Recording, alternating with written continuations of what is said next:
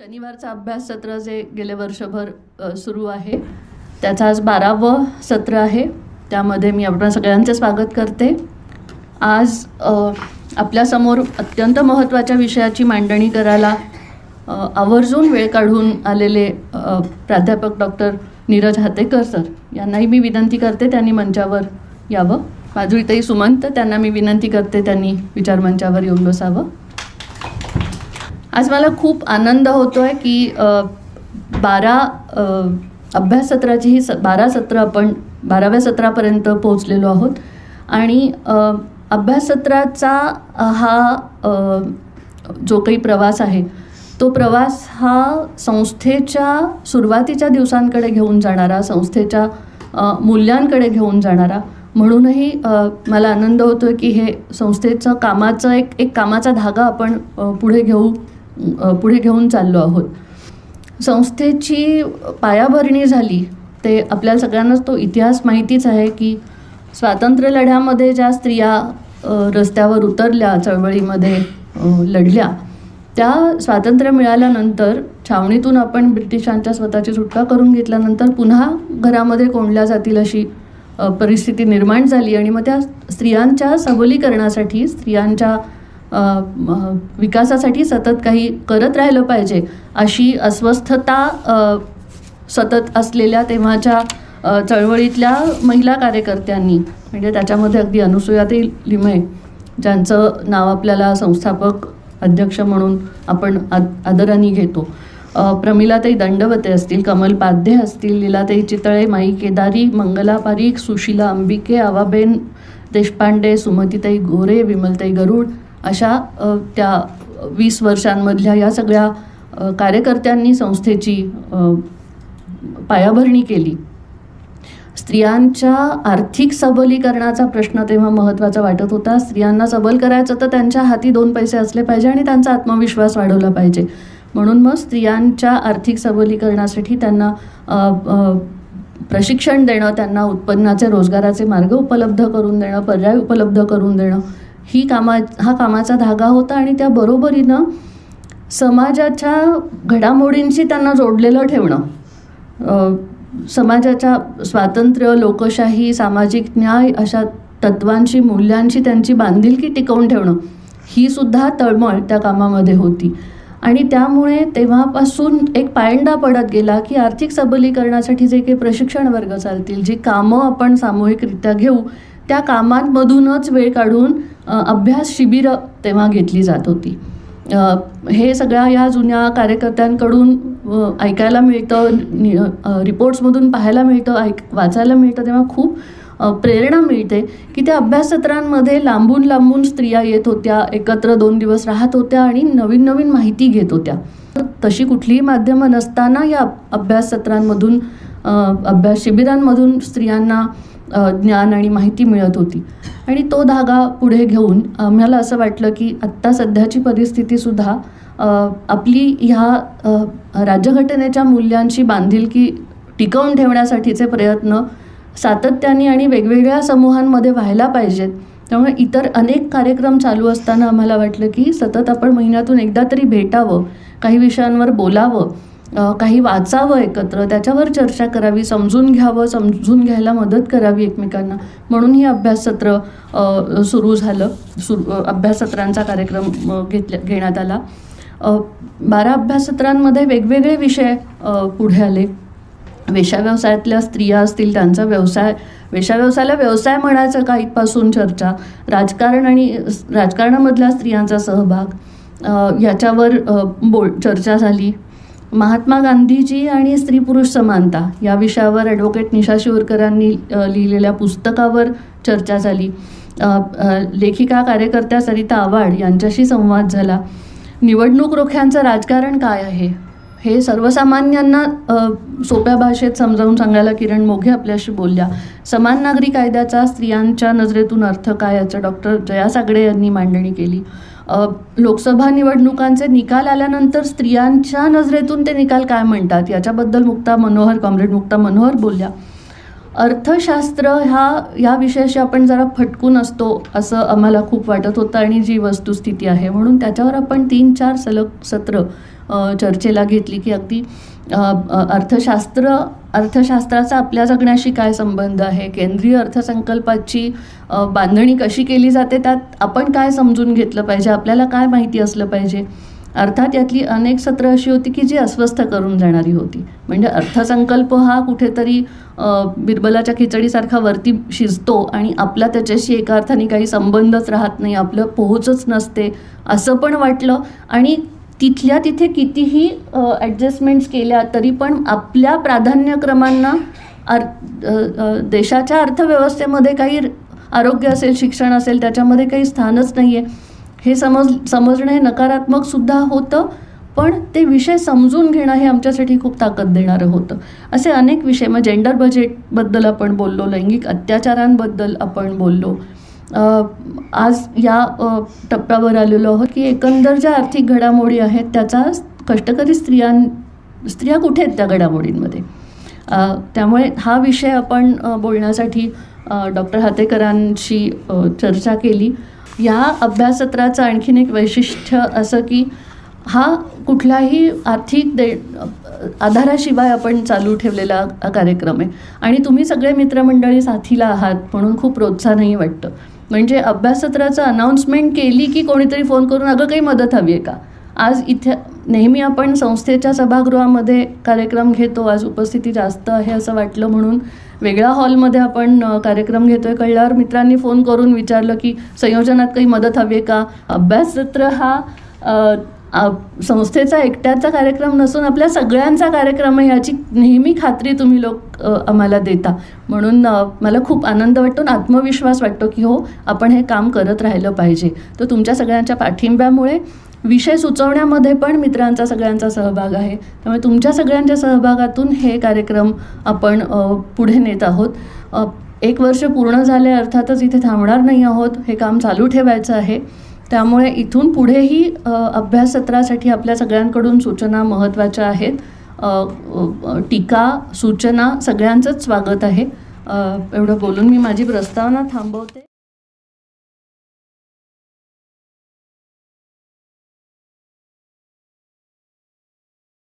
...1993 सालापासून मुंबई विद्यापीठातील अर्थशास्त्र विषयातील प्रपाठक, व्याख्याता आणि प्रमुख म्हणून त्यांनी काम केलं.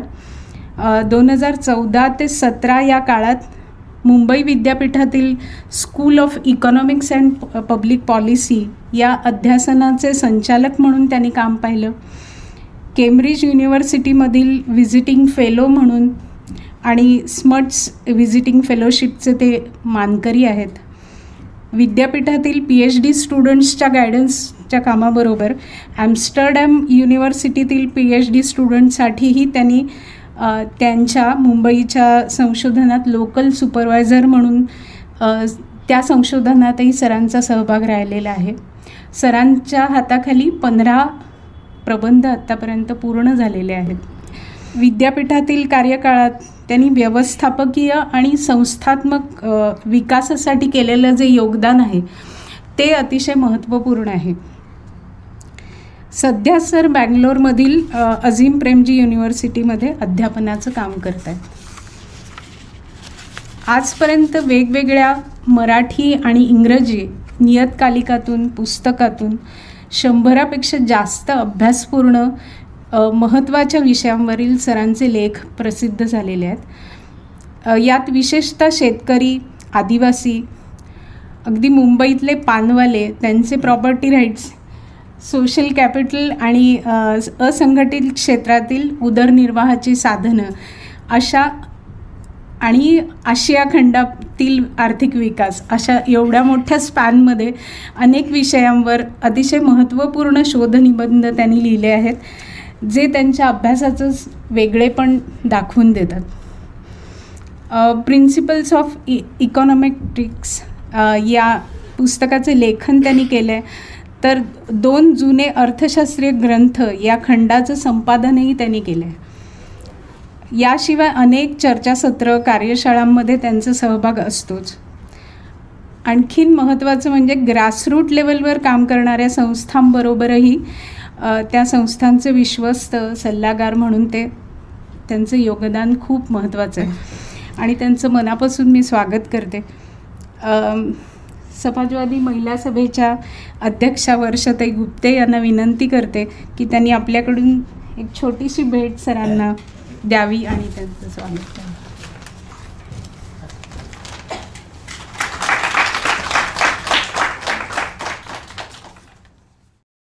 वर्षाताई आणि इथे उपस्थित असलेले कार्यकर्ते, संशोधक, अभ्यासक आणि साथींनो, आज मी जो विषय आपल्या पुढे मांडणार आहे तो बेसिकली महिलांचं काम, त्याची गणना कशी होते आणि त्याच्याविषयी सध्या आपल्याकडे गेल्या 5 वर्षामध्ये विशेषतः महाराष्ट्रामध्ये काय चित्र दिसतं याविषयी बोलणार आहे. आणि मग काही धोरणात्मक मुद्दे आपण चर्चेला घेणार आहोत. आता सध्या लाडकी बहीण वगैरे या स्कीम्सचा खूप मोठ्या प्रमाणात बोलबाला आहे, तर त्या सगळ्या परिप्रेक्ष्यामध्ये आजच्या परिस्थितीकडे आपण कसं बघायचं याच्याकडे थोडंसं आपण विचार करू. तर जेव्हा एखादी अर्थव्यवस्था, त्यातनं नक्की त्या अर्थव्यवस्थेचं आपण जेव्हा व्हॅल्युएशन करतो, मूल्यमापन करतो, तेव्हा अर्थव्यवस्थेमध्ये अनेक सेवा आणि वस्तू निर्माण होत असतात आणि त्या सेवा आणि वस्तूंचं मूल्यमापन एका विशिष्ट तऱ्हेने केलं की आपल्याला आपल्या देशाचं राष्ट्रीय उत्पन्न मिळतं. राष्ट्रीय उत्पन्न म्हणजे काय, तर एखाद्या देशातनं एखाद्या वर्षामध्ये जितक्या सेवा आणि वस्तू उपलब्ध झाल्या त्यांची बाजारभावाने काढलेली किंमत, ही याला आपण GDP थोडक्यात म्हणतो. आता जेव्हा आपण एखादं घर बघतो तेव्हा अनेक सेवा तिथे तयार होत असतात, अनेक वस्तू त्या घरात तयार होत असतात, काही वस्तू विकल्या जातात, काही वस्तू घरात वापरल्या जातात. तर या सगळ्यांचं मूल्यमापन कसं होतं हा पहिला आपण मुद्दा घेऊया. आणि त्याच्यामध्ये जेव्हा आपल्याकडे आकडेवारी येते, म्हणजे आपली सध्या एक खूप मोठ्या चर्चेत असलेली आकडेवारी जी वारंवार आपल्यापुढे मांडली जाते, स्त्रियांचा श्रमशक्तीतला सहभाग, लेबर फोर्स पार्टिसिपेशन रेट हा महिलांचा, आणि मग तो कमी आहे, जास्त आहे आणि तो वाढला पाहिजे वगैरे असं जी काही चर्चा चालते, तर ती चर्चा मला वाटतं मर्यादित स्वरूपाची आहे. म्हणजे त्या चर्चेच्या पलीकडे जाणं हे खूप महत्त्वाचं आहे. म्हणजे महिलांचा लेबर फोर्स पार्टिसिपेशन रेट वाढला पाहिजे तर खरंच आहे, पण तो वाढवणं म्हणजे काय आणि तो खरंच तसा कमी आहे का, इथनं आपण सुरुवात करूया. आणि त्यामुळे मी पहिल्यांदा जी सुरुवात करतो आहे ती मोजतात कसं मूल्यमापन एखाद्या ॲक्टिव्हिटीचं, तर त्याला आंतरराष्ट्रीय जे एक सिस्टीम आहे त्याला सिस्टम ऑफ नॅशनल अकाउंट्स ही युनायटेड नेशन्सची आहे. तर या सिस्टम ऑफ नॅशनल अकाउंट्समध्ये काही गोष्टी या इकॉनॉमिक बाउंड्रीमध्ये घेतल्या जातात आणि काही गोष्टी नॉन इकॉनॉमिक बाउंड्रीमध्ये असतात. तर इकॉनॉमिक बाउंड्रीमध्ये कुठल्या, समजा आपण एखादं घर घेतलं तर त्या घरामध्ये एखादं युनिट घेऊया, कंपनी असेल, आपण घर घेऊया. घरामध्ये काही वस्तू ज्या तयार होतात ज्या विक्रीसाठी असतात, म्हणजे समजा त्या घरातनं काही समजा आंबे विकायला जात असतील तर ती विक्रीसाठी असलेल्या वस्तू या मोजल्या जातात आउटपुटमध्ये. नंतर स्वतः जे उपभोग घेतलं असतं ज्या वस्तूंच्या त्यांचीसुद्धा किंमत मोजली जाते. म्हणजे घरामध्ये समजा मी आंबे विकायला आणले आणि त्यातले 100 आंबे विकले 3 रुपयाला एक, असं 300 रुपयाला, आणि 10 आंबे खाल्ले, तर त्या 10 आंब्यांची सुद्धा खाल्लेल्यांची किंमत धरली जाते 3 रुपयाला एक आंबा. त्यामुळे माझं टोटल आउटपुट हे 100 आंबे 3 रुपयाला एक असे विकले 300, आणि 10 आंबे घरीच खाल्ले ते 30 रुपये, 330 रुपये असं मोजलं जातं. हे वस्तूंबाबत झालं. सेवांबाबत मात्र घरामध्ये फक्त ज्या बाहेर विकल्या जातात त्याच सेवांचं मूल्यमापन केलं जातं. पण ज्या सेवा घरातल्या घरात कन्झ्युम केल्या जातात त्या सेवांचं मूल्यमापन, त्या सेवा इकॉनॉमिक बाउंड्रीमध्ये मोजल्या जात नाहीत. त्या वर्क म्हणून कन्सिडर केल्या जात नाहीत, कारण त्यांची बाजारात किंमत नसते. फक्त आपण ज्या घरात राहतो त्या घराचं आपण भाडं भरत नाही, तर ते भाडं मात्र इम्प्युटेड धरलं जातं. म्हणजे ज्या घरात राहतो, जे घर, जी इमारत आहे, जी इमारत जी सर्व्हिस निर्माण करते त्या सर्व्हिसची आपण किंमत त्याच्यामध्ये धरतो, त्याला इम्प्युटेड रेंटल म्हणतात. पण घरामधल्या व्यक्ती ज्या घरातल्याच उपभोगासाठी सेवा निर्माण करतात त्या सेवांचं मूल्यमापन अर्थव्यवस्थे आपल्या सिस्टम ऑफ नॅशनल अकाउंट्समध्ये होत नाही. आणि त्याच्यामध्ये ज्या सेवा येतात ह्या प्रामुख्याने महिलांनी दिलेल्या सेवा असतात. म्हणजे त्याच्यामध्ये काय येतं की मुलांची काळजी येतं, वृद्धांची काळजी, व्यवस्थापन, घरातली एकूण सफाई, या सगळ्या ज्या गोष्टी असतात या सगळ्या सेवांचं मूल्यमापन आपल्या सिस्टम ऑफ नॅशनल अकाउंट्समध्ये येतं. आणि त्यामुळे महिलांचं जे काम आहे हे काम आपल्या अर्थव्यवस्थेमध्ये मोजल्या जात नाही. ते मोजलं जाणं अशक्य असं नाही, ते मोजलं जाण्याच्या पद्धती आहे आणि हे करणं शक्य आहे. हे जर आपल्या देशामध्ये झालं तर आपली जी GDPची आकडेवारी आहे आमूलाग्र बदलेल आणि ते करणं खरं तर आवश्यक आहे. आपल्याकडे टाईम यूज सर्वे म्हणून असतो, 2019 सालचा आपला शेवटचा आहे. त्याच्यामध्ये नॅशनल सॅम्पल सर्वे ऑर्गनायझेशन म्हणून आपली जी आहे राष्ट्रीय नमुना सर्वेक्षण संस्था, ते घरात जाऊन घरातले निर्णय साधारण एक सर्वे करतात. त्यामध्ये घरातले लोक कुठल्या कामात किती वेळ घालवतात याची आकडेवारी त्यांची असते. एक रिप्रेझेंटेटिव्ह टिपिकल दिवसामध्ये घरातले कोण लोक काय कामामध्ये किती वेळ घालवतात. तर ही जी आकडेवारी आहे 2019ची शेवटची आहे आणि मी ऑल इंडियासाठी म्हणतोय. तर हा जो पहिला आहे हा एम्प्लॉयमेंट अँड रिलेटेड ॲक्टिव्हिटी, म्हणजे ज्याला लेबर मार्केटमध्ये ज्याला किंमत बाजारात आहे, ज्याला मी वर्क म्हणून मोजतो. ही जी निळी रेषा ही पुरुषांची आहे आणि भगवी रेषा ही स्त्रियांची. हे एक्सेलने रंग दिले, मी काय हल्ली रंगात नाही अर्थ, एक्सेलचं काम. तर आपल्याला सांगितलं की एम्प्लॉयमेंट रिलेटेड ॲक्टिव्हिटीज ह्या पुरुषांनी साधारण 400 मिनिटं रोजची पुरुषांची जातात, स्त्रियांची तुलनेने कमी जातात. नंतर हे production of goods for on final use, म्हणजे घरातच वापरण्यासाठी ज्या वस्तू असतात त्यांच्यामध्ये पण पुरुषांचा वेळ जातो. पण हे जे आहे याला आपण म्हणतो unpaid domestic service for household members. तर याच्यामध्ये सर्वसाधारण स्त्रीचे दिवसाला 300 मिनिटं जातात, म्हणजे 5 तास सर्वसाधारण जातात आणि ह्याचं व्हॅल्युएशनच होत नाही, हे मोजलेच जात नाहीत कामामध्ये. 5 तास इथे जातात. नंतर हा जो आहे unpaid caring services for household member, म्हणजे केअर इकॉनॉमी जी असते, लहान मुलांची काळजी, वृद्धांची काळजी. एक फार सुंदर पुस्तक आहे ह्याच्यावर. एक पुस्तकाचं नाव आहे हू कुक्ड ॲडम स्मिथ डिनर. म्हणजे आमचा अर्थतज्ञ जो होता, आमच्या अर्थशास्त्राचा जे पितामह आहेत ॲडम स्मिथ, त्यांना पत्नी नव्हती, ते घरीच असायचे आणि आई त्यांना जेवायला वगैरे घालायची. तर ह्याच्यामध्ये ॲडम स्मिथला नक्की जेवायला कोण घालायचं, ह्या सगळे हा मुद्दा धरून ही सगळी केअर इकॉनॉमी जी आहे आणि ती केअर इकॉनॉमी किती महत्त्वाची आहे आणि त्याचं काउंटिंग किती महत्त्वाचं आहे. ती केअर इकॉनॉमी या एकूण आर्थिक व्यवहारानं सपोर्टिंग गोष्टी आहे. त्या केअर इकॉनॉमीशिवाय एकूण अर्थव्यवस्था चालणार नाही. त्यामुळे खरं तर त्यांचं मूल्यमापन झालं पाहिजे, पण इथे आपण बघतोय मोजल्या जात नाही. नंतर हे व्हॉलंटियर वर्क वगैरे हे फार महत्त्वाचं नाही, पण basically learning, socialisation, culture, religion, self care, maintenance वगैरे या सगळ्या आहेत. पण प्रामुख्याने हे जे 2 मुद्दे आहेत, म्हणजे इथे 5 तास आणि इथे साधारण 2 तास, म्हणजे स्त्रियांचे दिवसाचे 7 तास आपण मोजतच नाही आहोत कामाचे. तर इथे आपण बघू की महाराष्ट्रामध्ये काय होतं. महाराष्ट्राचं आपण जर चित्र बघितलं तर हे जे आहे हे SNA प्रोडक्शन आहे आणि हे नॉन SNA प्रोडक्शन आहे, बरोबर. तर हे सुद्धा म्हणजे ही जी रेष आहे ही ज्याला सिस्टम ऑफ नॅशनल अकाउंट्समध्ये मोजलं जातं ते काम दाखवणारी लाईन आहे. भगवी जी आहे ही नॉन SNA प्रोडक्शन. हे जे चित्र आहे हे पुरुषांसाठी आहे, हे जे चित्र आहे स्त्रियांसाठी आहे. आपण जर बघितलं हे महाराष्ट्रासाठी 2019चं चित्र आहे. आपण जर हे बघितलं तर प्रामुख्याने स्त्रियांचा, महाराष्ट्रातल्या स्त्रियांचा बहुतेक वेळ हा नॉन SNA प्रोडक्शनच्या कामात जातो, म्हणजे केअर सर्व्हिसेस ज्यांना आपण मोजत नाही. स्त्रिया काम करत नाहीत असं नाही, ज्यांना आपण मोजत नाही. आणि हा मोजत नाही मध्ये आपल्याला किती फरक दिसतो. म्हणजे पुरुष ज्या ॲक्टिव्हिटीज मोजल्या जातात, ज्याला मार्केट व्हॅल्यू आहे बाजारामध्ये, जे विकल्या जातात, ज्यातनं उत्पन्न मिळतं, ज्याला आपण वर्क म्हणतो, त्याच्यामध्ये पुरुषांचा वेळ जातो.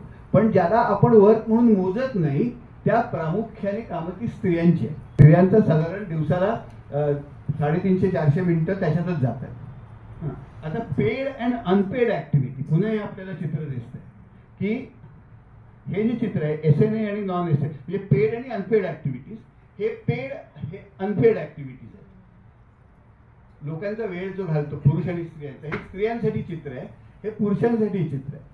तर पुरुषांचा दिवसातनं किती वेळ पेड आणि अनपेड कामासाठी जातो, स्त्रियांच्या दिवसातनं किती वेळ पेड आणि अनपेड कामासाठी जातो. हे दोन्हीमध्ये पुन्हा आपल्याला दिसतं की स्त्रिया प्रामुख्याने स्त्रियांचा वेळ हा अनपेड ॲक्टिव्हिटीजमध्ये जातो. बरं, मग ह्यानी परिणाम काय होतो की एक कॅटेगरी जी एक टाईव्स सर्वेमध्ये असते, ज्याला आपण सेल्फ केअर, सेल्फ डेव्हलपमेंट आणि मेंटेनन्स म्हणतो. यामध्ये झोप आली, अभ्यास आला, स्वतःच्या प्रकृतीची काळजी घेणं आलं, आणि हा जो आहे हा पुरुषांचा त्या ॲक्टिव्हिटीमध्ये जाणारा वेळ आहे आणि हा स्त्रियांचा जाणारा वेळ आहे. स्त्रियांना या अनपेड ॲक्टिव्हिटीज इतक्या असतात की त्यांना स्वतःची काळजी, झोप घेणे, पुरेशी झोप घेणे, स्वतःच्या प्रकृतीची काळजी घेणे, काहीतरी नवीन शिकणे, या ज्या गोष्टी आहेत ज्याला ते सेल्फ केअर, सेल्फ डेव्हलपमेंट आणि मेंटेनन्स म्हणतात, याच स्त्रियांना खूप कमी वेळ मिळतो पुरुषांच्या तुलनेने. ही 2019ची शासकीय आकडेवारी. आता हे मी मुद्दे एवढ्यासाठी मांडले, हे मुद्दे, की पुढची जी स्त्रियांच्या कामाची चर्चा होणार आहे, म्हणजे जी periodic labour force survey, labour force participation वगैरे होते, हे सगळं गृहीत धरून होते. म्हणजे आपण जेव्हा म्हणतो की स्त्रियांचा लेबर फोर्स पर्सेंटेज कमी आहे, तेव्हा हे लक्षात घेतलं पाहिजे की त्यांचं बरंचसं काम आपण मोजतच नाही आहोत. आणि मला त्यामुळे कधी कधी काळजी वाटते, आपण जेव्हा म्हणतो की स्त्रियांना आपण स्वतःच्या पायावर उभं करू, त्यांना आपण काहीतरी काम शिकवू, तेव्हा हे जे चित्र मला दिसतंय की पुरेशी ऑलरेडी झोपेचं पुरेशी झोप मिळत नाहीये, पुरेशी स्वतःची काळजी घ्यायला वेळ मिळत नाहीये, नवीन काही शिकायला वेळ मिळत नाहीये, आणि त्याच्यामध्ये आपण त्यांना स्वतःच्या पायावर उभं करण्यासाठी अजून काहीतरी शिकवतो. हे कितपत फिजिबल आहे या चित्रामध्ये मला या सगळ्या गोष्टींचा वेगळा विचार केला. म्हणजे मला वाटतं आपल्या संघटना म्हणून आपण हे काम मोजलं जावं आणि हे काम किमान मोजलं जावं, हे एकूण आपल्या नॅशनल अकाउंट्समध्ये रिफ्लेक्ट व्हावं व्यवस्थित, आणि इथं तरी आपण सुरुवात करूया. आणि मग नुसतंच हे नाही तर हे जे आपण बघितलेलं आहे पेड अनपेड काम, हे काम कुटुंबामध्ये जास्त इक्विटेबल कसं होईल, ही सगळी कामं स्त्रियांकडेच का यावीत अनपेड, मला वाटतं या दृष्टीने सुद्धा आपण संघटना म्हणून आणि एक साधारण अभ्यासक कार्यकर्ते म्हणून या दृष्टीने आपण विचार करणं आवश्यक आहे. आता हे चित्र जे आहे हे आपल्याकडे पिरियॉडिक लेबर फोर्स सर्वे म्हणून एक आपल्याकडे भारत सरकार करतं. साधारण दरवर्षी ग्रामीण आणि शहरी भारतात आणि दर 3 महिन्याने शहरी भागांमध्ये ते जाऊन डिटेल सर्वे करतात की लोक करतात काय, कुठल्या तऱ्हेची कामं करतात, निर्णय तऱ्हेची कामं ते मोजतात, त्याच्यामध्ये कुठल्या तऱ्हेची कामं करतात. तर हे जे आहे हे 2018-19 ते 2023-24, आता 2023-24चा रिसेंट करा, तर आपल्या महाराष्ट्रामध्ये एम्प्लॉयमेंट स्ट्रक्चरमध्ये काय फरक झाला आहे. आणि तो दुर्दैवाने हे जे चित्र आहे हे मला जेंडर वाईज सेग्रिगेट करता येत नाही आहे, स्त्री आणि पुरुष, कारण ती सॅम्पल साईज खूप कमी आहे. त्यामुळे मी जर स्त्री आणि पुरुष महाराष्ट्रात ग्रामीण शहरी वगैरे असं केलं तर मग प्रत्येकाचे सॅम्पल खूप छोटे येईल आणि मग ते तेवढं रिलायबल राहणार नाही. म्हणून फक्त पूर्ण महाराष्ट्राचे एक चित्र केलं तरी हे इंटरेस्टिंग आहे. हा जो निळी जी लाईन आहे, म्हणजे हे इथे काय दाखवलं आहे, उदाहरणार्थ हे बघितलं तर हे जे पहिली ॲक्टिव्हिटी आहे ही क्रॉप अँड ॲनिमल प्रोडक्शन याच्यामध्ये, म्हणजे शेतीमध्ये काम करणारे किंवा पशुपालनामध्ये काम करणारे. इथे काय दाखवलं आहे, हे किती टक्के होते. निळी लाईन काय म्हणते की 2018-19 मध्ये किती टक्के होते, आणि भगवी लाईन काय दाखवते तर 2023-24 मध्ये किती टक्के होते. बरोबर, असा याचा अर्थ लावायचा. आणि हिरवी रेषी दाखवते ही 2 वर्षातला फरक दाखवते. ही हिरवी रेष जर खाली असेल तर त्या ऍक्टिव्हिटी मधल्या काम करणाऱ्या लोकांची संख्या कमी झाली आहे गेल्या 5 वर्षामध्ये, 6 वर्षामध्ये. हिरवी रेष जर वर असेल तर मग गेल्या 5 वर्षामध्ये या ऍक्टिव्हिटीमध्ये काम करणाऱ्या लोकांची संख्या, त्याचा टक्केवारी, एकूण टक्केवारी आपल्या एकूण काम करणाऱ्या लोकांपैकी वाढली आहे. बरोबर, मग ह्यातनं आपल्याला बदलतं स्ट्रक्चर दिसतंय. पहिल्यांदा आपल्याला काय दिसतं की क्रॉप आणि ॲनिमल प्रोडक्शनमध्ये काम करणाऱ्या लोकांची संख्या गेल्या 5-6 वर्षामध्ये थोडी कमी झालेली. म्हणजे आपण साधारण शेतीवर ज्यांचा रोजगार अवलंबून आहे यांची संख्या साधारण 46% होती, यांचं प्रमाण ते आता 43%वर आलेलं. आणि एकूण विकासाच्या प्रक्रियेमध्ये अभिप्रेत पण आहे, म्हणजे माणसांनी बाहेर पडावं. पण आपण जर ही दुसरी कॅटेगरी बघितली तर ही जी रिटेल ट्रेड, रिटेल ट्रेड म्हणजे किरकोळ व्यापार. तर किरकोळ व्यापारावर अवलंबून असणाऱ्या लोकांची संख्या बरीच कमी झालेली आहे. आणि रिटेल ट्रेड कोण करतं? तर रिटेल ट्रेडातला बराचसा भाग, रिटेल ट्रेड म्हणजे छोटी छोटी दुकानं, किराणा मालाची दुकानं, त्या स्त्रियांचा सहभाग असतो. तर हे कमी झालं. नंतर कन्स्ट्रक्शन ऑफ बिल्डिंग, बांधकाम, ह्याच्यामध्ये थोडं वाढलंय. हा जो तिसरा भाग आहे, लँड ट्रान्सपोर्ट, हा कमी झालाय. शिक्षणावर अवलंबून असलेल्या लोकांचा प्रमुख रोजगार शिक्षण आहे. आणि ह्याच्यामध्ये पुन्हा महिला आहेत, कारण ह्याच्यामध्ये बहुतेक सगळे प्राथमिक शिक्षण वगैरे असे आहेत. तर ह्याच्यामध्ये मात्र अवलंबून असलेल्या लोकांचं प्रमाण वेगाने कमी झालंय. एज्युकेशन. दुसरीकडे हे सगळ्या आकडेवारीमध्ये दिसतंय की मॅन्युफॅक्चर ऑफ वेअरिंग ॲपरल, म्हणजे बेसिकली याच्यावर अवलंबून असणाऱ्या वस्त्रोद्योग, कापड, कपडे घालायचे, कपडे तयार करणाऱ्या लोकांची संख्या एकूण टक्केवारी वाढलेली आहे. आणि हे काय आहे की ती आकडेवारी बघितली, ती छोटी छोटी शिंप्याची दुकान, एक माणूस आहे, दोन माणूस आहेत, आणि ही प्रामुख्याने महिला करतात. गेल्या 5-6 वर्षांमध्ये वेअरिंग ॲपरल, कपडे, शिंपीकाम, तर ह्याच्यामध्ये महिलांचं प्रमाण, याच्यावर अवलंबून असलेल्या महिलांचं प्रमाण खूप वाढलं आहे. आपल्याकडे NSSOचा एक सर्वे सुद्धा असतो, अनइनकॉर्पोरेटेड एंटरप्राइजेसचा. अनइनकॉर्पोरेटेड एंटरप्राइज म्हणजे काय की बेसिकली जे कुठल्याही फॅक्टरी ॲक्ट खालीवरील रजिस्टर्ड असा उद्योग नसतो, प्रामुख्याने ओन अकाउंट असतो, म्हणजे मालकच असतो, दुसरा नोकर बिकर कोणी नसतो, स्वतःच चालवलेला स्वतःचाच व्यवसाय. तर ह्याच्यामध्ये गेल्या वर्षी 21-22 ते 22-23 मध्ये 10% वाढ झाली एम्प्लॉयमेंटची. आणि ह्यातनं पुन्हा याच्याकडे बघितलं तर प्रामुख्याने महिला आहेत. या प्रामुख्याने महिला आहेत आणि ओनर महिला आहेत. म्हणजे स्वतःच टेलरिंगचा जो व्यवसाय आहे, कापड रिलेटेड, इथे आपल्याकडे मोठ्या प्रमाणात वाढ झाली. पब्लिक ऍडमिनिस्ट्रेशन, डिफेन्स, सरकारी सेवांमध्ये नोकरी मिळवण्याची संख्या कमी झाली. मला एकाचं आश्चर्य असं वाटलं, food, beverage and other activities. हे काय आहे? हे बेसिकली रस्त्यावर असलेले छोटे छोटे रेस्टॉरंट, ठेले, रस्त्यावरची जी दुकान आहे, चहाचं दुकान आहे, भजीचं दुकान आहे, चहा, भजी, बिस्किट विकतो, हायवेला बाजूला एक टपरी टाकलेली आहे, तर या टपरीमधल्या लोकांचं प्रमाण वाढलं आहे. आणि इथे पुन्हा स्त्रिया, म्हणजे स्त्रिया करतायत काय आपल्याकडे? प्रामुख्याने टेलरिंगमध्ये स्त्रिया वाढलेल्या आहेत, कापड उद्योगात वाढलेल्या आहेत, या छोट्या छोट्या टपरी रिलेटेड उद्योगात वाढल्या. या पहिल्या 10 सगळ्यात मोठ्या इम्पॉर्टंट हे आहे, कॅटेगरीज आहेत एम्प्लॉयमेंटच्या. म्हणजे या ज्या 10 इथे जे दाखवले ऍक्टिव्हिटीज घेतलेल्या आहेत, त्याचं साधारण एक 80% एम्प्लॉयमेंट त्यांच्यात आहे. अशा मी ऍक्टिव्हिटीज सगळ्या 10%. आणि ही जी ऍक्टिव्हिटी आहे, activities of household employers of domestic work, म्हणजे घरकाम करणाऱ्या स्त्रिया, आणि घरकाम करणाऱ्या स्त्रियांमध्ये आपल्याला पुन्हा या 5-6 वर्षात मोठ्या प्रमाणात वाढ झालेली दिसते. घरकामावर अवलंबून असलेल्या स्त्रिया यांच्या टक्केवारीमध्ये आपल्याला मोठ्या प्रमाणात वाढ झालेली दिसते. मग होलसेल ट्रेड आहे, अदर पर्सनल सर्व्हिसेस आहेत. इथे पुन्हा ब्युटी पार्लर वगैरे ज्या डायरेक्टली पर्सनल टाईप सर्व्हिसेस आहेत, इथे प्रमाण कमी झालेलं दिसतंय.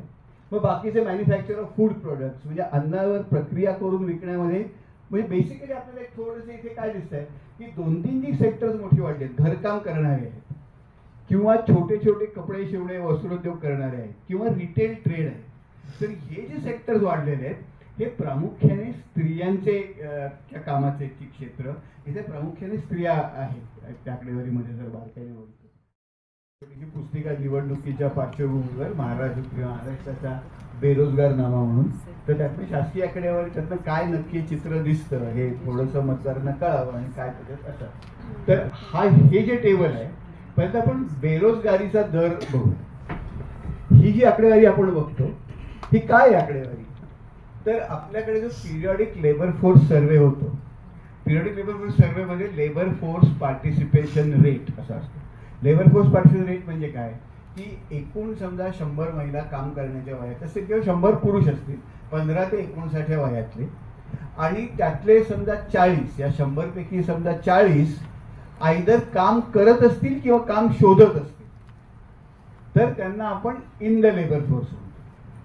आणि काम न करणारे किंवा काम न शोधणारे यांना आपण out of the labour force म्हणतो. लेबर फोर्समध्ये कोण? या 100 पैकी जर 40 व्यक्ती या आयदर काम कुठेतरी करत असतील कुठल्याही स्वरूपाचं, किंवा काम शोधत असतील, मिळत नसेल तरी शोधत असतील, म्हणजे बेकार असतील, तर यांना आपण लेबर फोर्स, म्हणजे ते तेवढी श्रमशक्ती उपलब्ध असते आपल्याला लेबर म्हणून.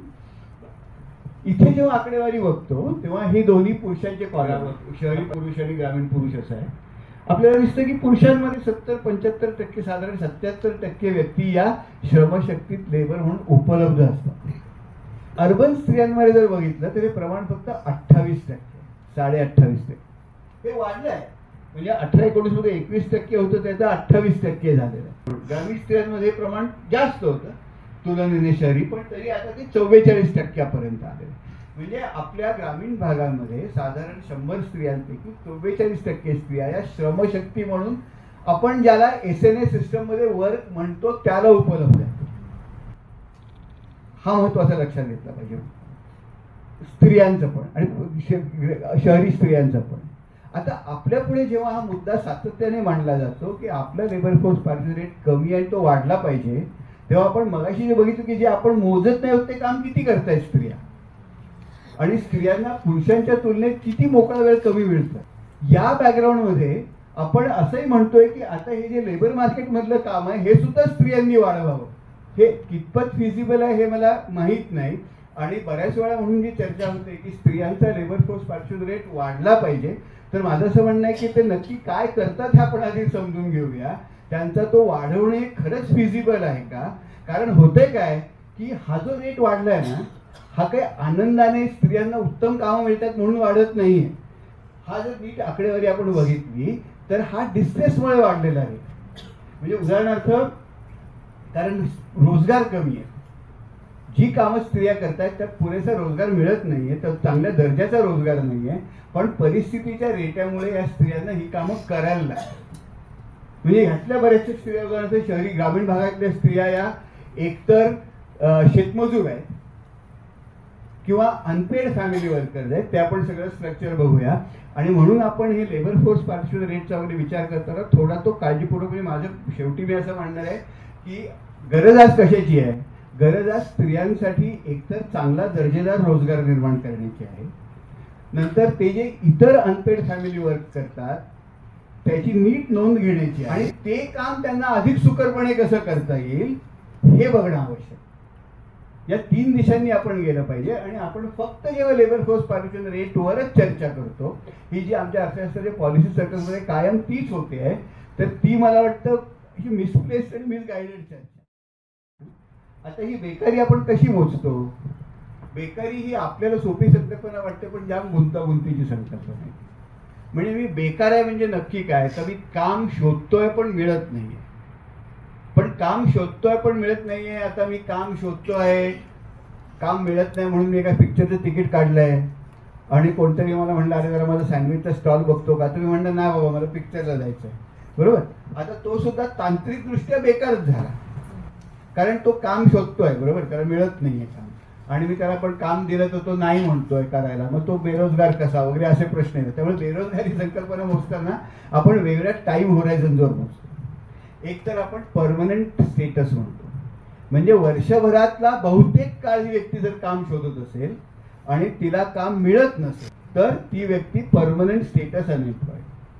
नंतर आपण वीकली स्टेटस अनएम्प्लॉइड म्हणतो. वीकली स्टेटस अनएम्प्लॉइड म्हणजे काय की गेल्या आठवडाभरात मला एका दिवसात 1 तासही काम मिळालं नाहीये तर मी वीकली स्टेटस अनएम्प्लॉइड आहे. ही 2 फरक करणं का आवश्यक आहे?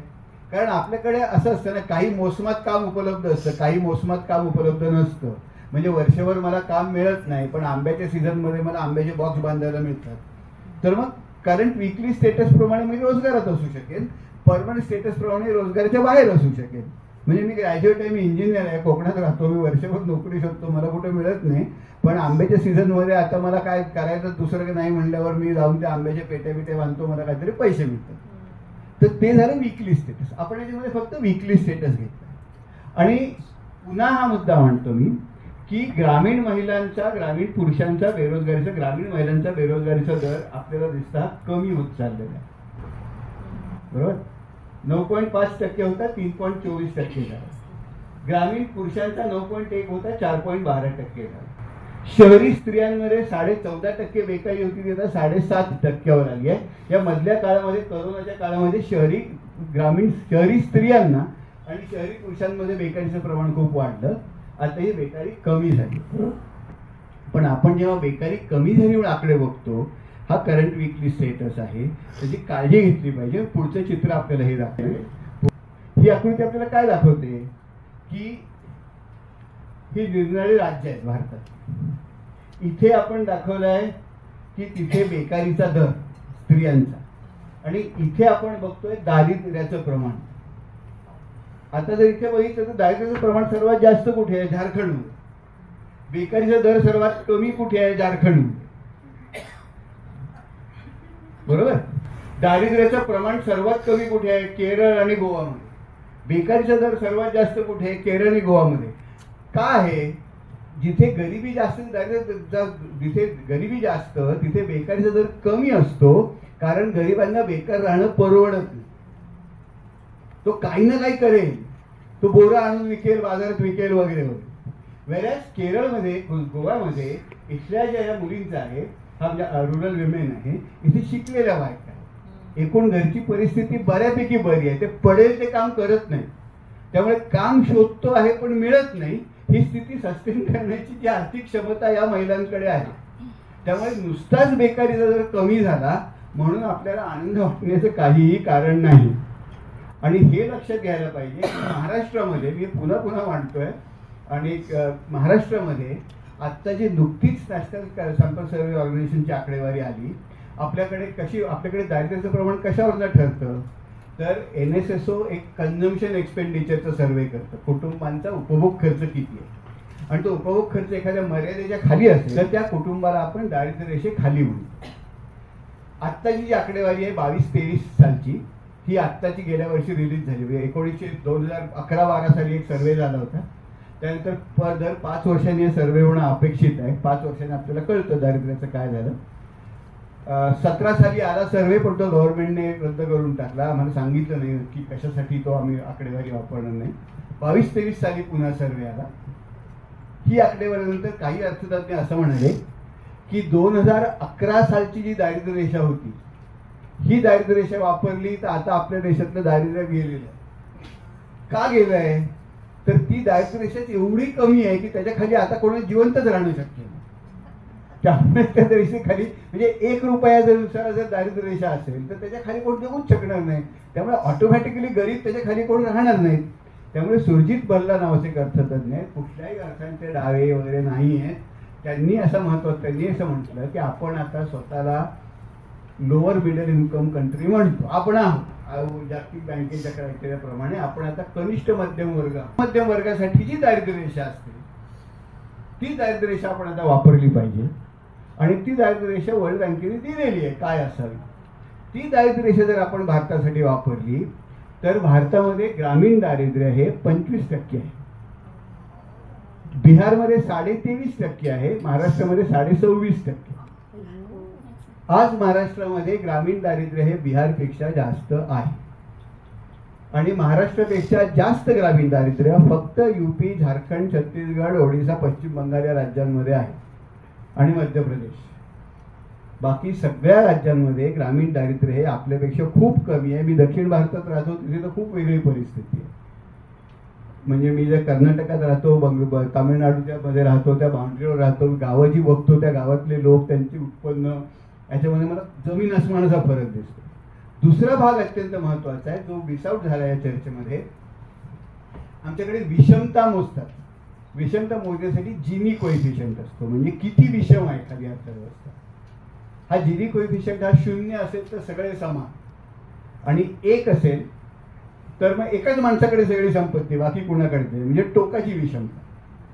महाराष्ट्रातला ग्रामीण दारिद्र्याचा ग्रामीण विषमतेचा जिनी कोएफिशियंट हा भारतातला सर्वाधिक आहे. म्हणजे महाराष्ट्र आज, ग्रामीण महाराष्ट्र हा यात भारतात इतर कुठल्याही राज्याच्या ग्रामीण भागात नाही तेवढी विषमता आहे, आणि दारिद्र्य हे सरासरीपेक्षा जास्त आहे. सरासरीपेक्षा जास्त विषमता आणि दारिद्र्य असलेला महाराष्ट्र, झारखंड, छत्तीसगड ही 3च राज्य आहेत, आणि राजस्थान बाउंड्रीवर.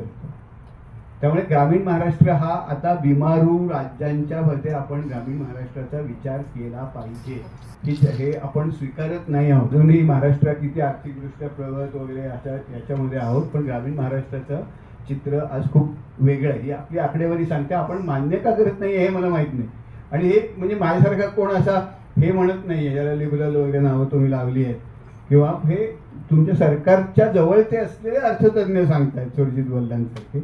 आणि या ग्रामीण दारिद्र्याचा परिणाम नक्कीच ग्रामीण अर्थव्यवस्था आणि तिथे ज्या स्त्रिया आणि पुरुष काम करतात त्यांच्या रोजगारावर होत असतो. ते आपण पुढे आता बघणार आहोत. बेकारी कमी झाली म्हणून आपल्याला आनंदी होण्याचं काहीच कारण नाही. एक हे म्हणजे कारण आपल्या देशामध्ये आपण इतके गरीब आहोत की आपल्याला बेकार राहणं परवडत नाही. आपल्याकडे ज्या स्त्रिया काम करतात त्याच्यामध्ये अनपेड फॅमिली वर्कर्स आहेत. म्हणजे अनपेड वर्क हा भाग वेगळा, केअर वर्क वगैरे मगाशी होतं त्या लेबर फोर्समध्येच नाही आहे. पण अनपेड फॅमिली वर्क म्हणजे कुटुंबाचा जर काहीतरी आर्थिक हा धंदा असेल ज्यातनं काहीतरी आर्थिक मोबदला मिळतो त्याच्यामध्ये काहीतरी हातभार लावणे विना मोबदला. म्हणजे आपण जे मगाशी बघितलं ते जे आपण म्हणतो मोजत नाही वगैरे ते आर्थिक मानलंच जात नाही, केअर वर्क वगैरे. त्यामुळे स्त्रियांची किती वेळ जातो आपल्याला माहिती आहे. नंतर दुसरा जो भाग आहे जो लेबर फोर्स मध्ये मोजल्या जातो तो भाग असा आहे की आपल्याकडे वर्कर आपण कुणाला म्हणतो की कुठल्याही आर्थिक मूल्य निर्माण करणाऱ्या कुठल्याही ऍक्टिव्हिटीला आपण हातभार लावला, पेड किंवा अनपेड, तर आपण वर्कर होतो. तर हे अनपेड वर्कर जे आहेत आपल्याच्या म्हणजे आपल्याकडे ज्या ग्रामीण महाराष्ट्रामध्ये ज्या स्त्रिया काम करत आहेत, ज्या साधारण मगाशी आपण 41% बघितल्या, त्या 40% मधल्या 40% स्त्रिया unpaid family workers. Labour force participation rate वाढला, पण तो कसा वाढला? त्याची सगळ्यात मोठी कॅटेगरी अनपेड फॅमिली वर्कर्सची. म्हणजे काय, घरच्या शेतावर काम करतो कोण पैसे देत नाही, नवऱ्याचं दुकान आहे तिथे काम करतो कोण पैसे देत नाही.